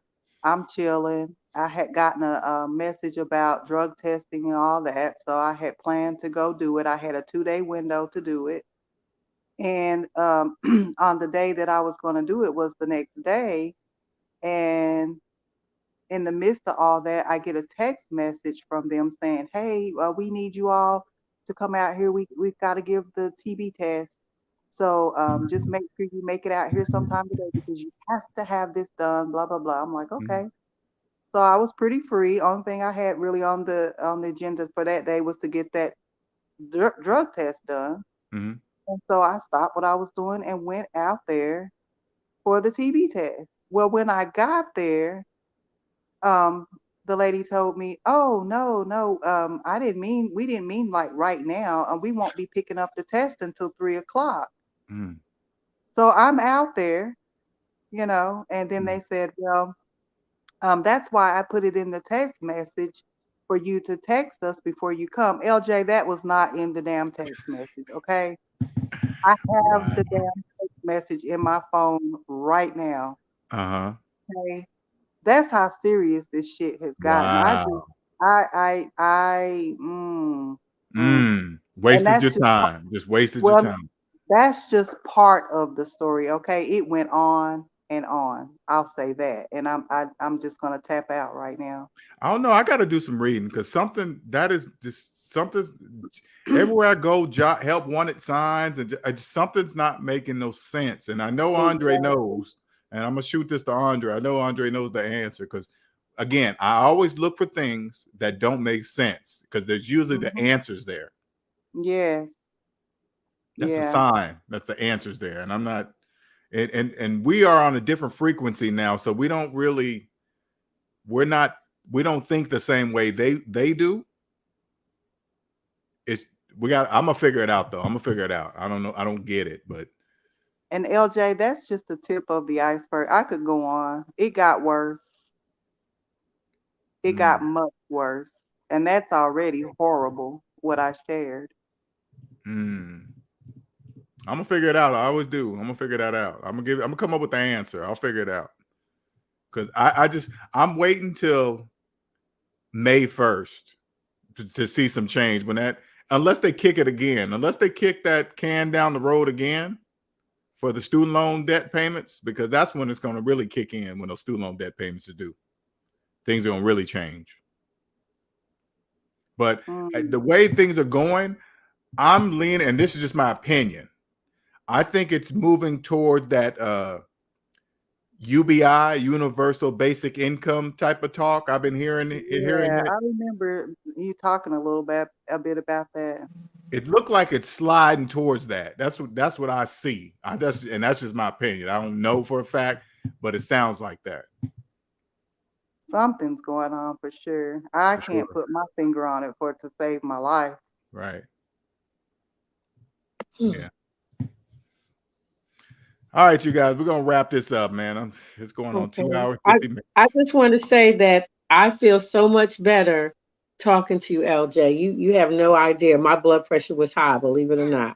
Thank you. At least you know how to self-medicate yourself, you know.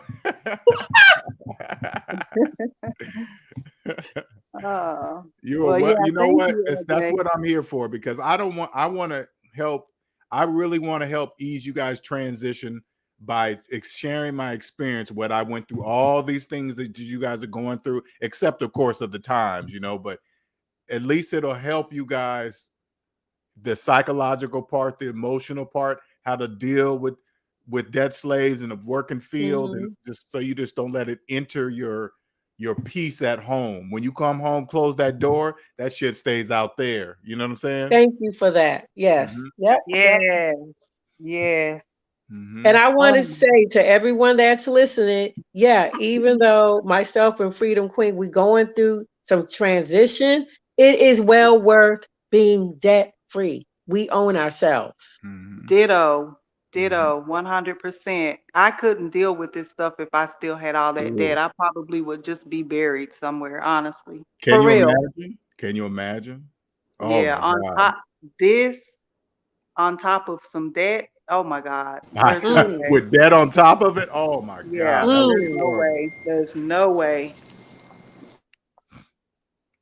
Okay, real quick, Robert, you got something to say real quick, man? Yeah, I was just agreeing with the ladies. It's also been happening at supply chain jobs as well. So what they experiencing is becoming quite normal. I know quite a few people that also happened to, where you know, they purposely trying to provoke people on jobs. They purposely trying to talk down to you so you can get a reaction. So they can, because they have a zero tolerance on that type of stuff now. Any type of response can be seen as any type of harassment, threat of violence, and all that stuff now. That's how it was at my other 2 warehouse jobs. So yeah, they definitely clamping down on that. So you're right, something major is going on. You got several warehouses. They do got now hiring open positions, but they not hiring anyone. And even the temp agency jobs, they having trouble finding work. So yeah, keep yourself posted. Yeah, it's going on for real. Right. And that's why I'm trying to keep my temper. Yeah. You know what I'm saying? Even though I'm debt free, I'm not trying to, bring it home and they get the best of me. So Oh, don't this is forget very now. helpful. Don't forget now, yeah, they also do checks on you behind that too. So if you get fired for like provoking people, they sending that out to other companies in your area, letting you know that this is the reason why you terminated, and they'll turn your application down immediately. So they do share information like that. They don't have to go into Mhm. detail, but they can say like you got fired for like workplace violence, for going after the manager, all that good stuff. So you gotta be careful at these jobs. All right, y'all have a good one. Ooh, I'm Stay glad I'm out safe. of that. Oh my goodness. Yeah, thank Okay. you. That's what I'm saying, LJ. Yes. And when you know what, you take this, what's happening to you now, Mm-hmm. you use that as energy to find what you need to do to create your own. You take that and say, Yes, I don't yes. want it that bad. I'm going to use this, and it's going to help catapult me into what I don't want to be in no more. Mm-hmm. You got to Check. take it and use it. Check. Well, all Thank right, you you. guys. I appreciate you, Freedom Queen Omanike. Thank you guys for coming on as always, and Yeah, thank you for thank you. sharing your. Thank you. Yeah, thank you for sharing that stuff, because it helps me with my journey too. What I need to do more of and talk Mm-hmm. about and stuff like that too. No problem. Mm-hmm. Thank you for being available. Hey, you guys are welcome. You're welcome. All All right. right, I'm out. All right. Thank you. All Thank right. you, Thank you. Omanike. Yeah, I remember like when Omanike said, I posted that thing up there from the TikTok, and Omanike was like, "Oh, LJ, I don't know how you tolerate that. I have to learn. TikTok is going to be good practice for me. How to tolerate what's it? They're just imagine those people are out in the world, right? They're not going to be as bad because they're behind a computer screen, but for what I do, you guys understand, for what I do, there's going to be a lot of pushback because they're on a different frequency and they're in debt. And they don't want me to they don't want me to wake them up from the American dream. Who am I to come along and disturb their dream? And so instead of getting mad at them, or say like I'm out and somebody triggers me, instead of being mad at them triggering me, I always look at myself and say, what was it about what they said that actually triggered something inside of me? And then I address that trigger. Oh, that's why it's okay. So the next time a person, because you got to remember, debt slaves repeat the same thing over and over and over. They don't know that they all say the same things. They don't know that. So it's going to be a repetitive process. So I'm going to already know how to handle that. And then I'm just going to keep moving on. You guys will watch tell you this. If you haven't been to find Savings Minus Debt on TikTok, I want you guys to watch my responses to the people that speak to try to trigger me, to try to say bad things. Hey, this is a stupid channel. You need to know your financial info. Whatever they say, they just say a million things. It really doesn't matter. I want you guys to see how I respond to them. This is how you got to respond to debt slaves. They're not mad at me. They're mad at the laws of mathematics. That's all. They're not mad at me. All right. Thank you, Malika, Andre, Robert, Clarence. Much appreciated. Everybody at NYC for the $4.99 super chat. Thank you, sir. B. Dean, Gabriel, as always. Kiara, thank you for joining. Lord, and all you guys in here. I'm not sure if Andre Biswa probably already left, international minded. Until next time, all right? You guys have a wonderful, wonderful evening. What time is it? Oh, it's almost 7 o'clock. All right, you guys have a wonderful evening. All right, later.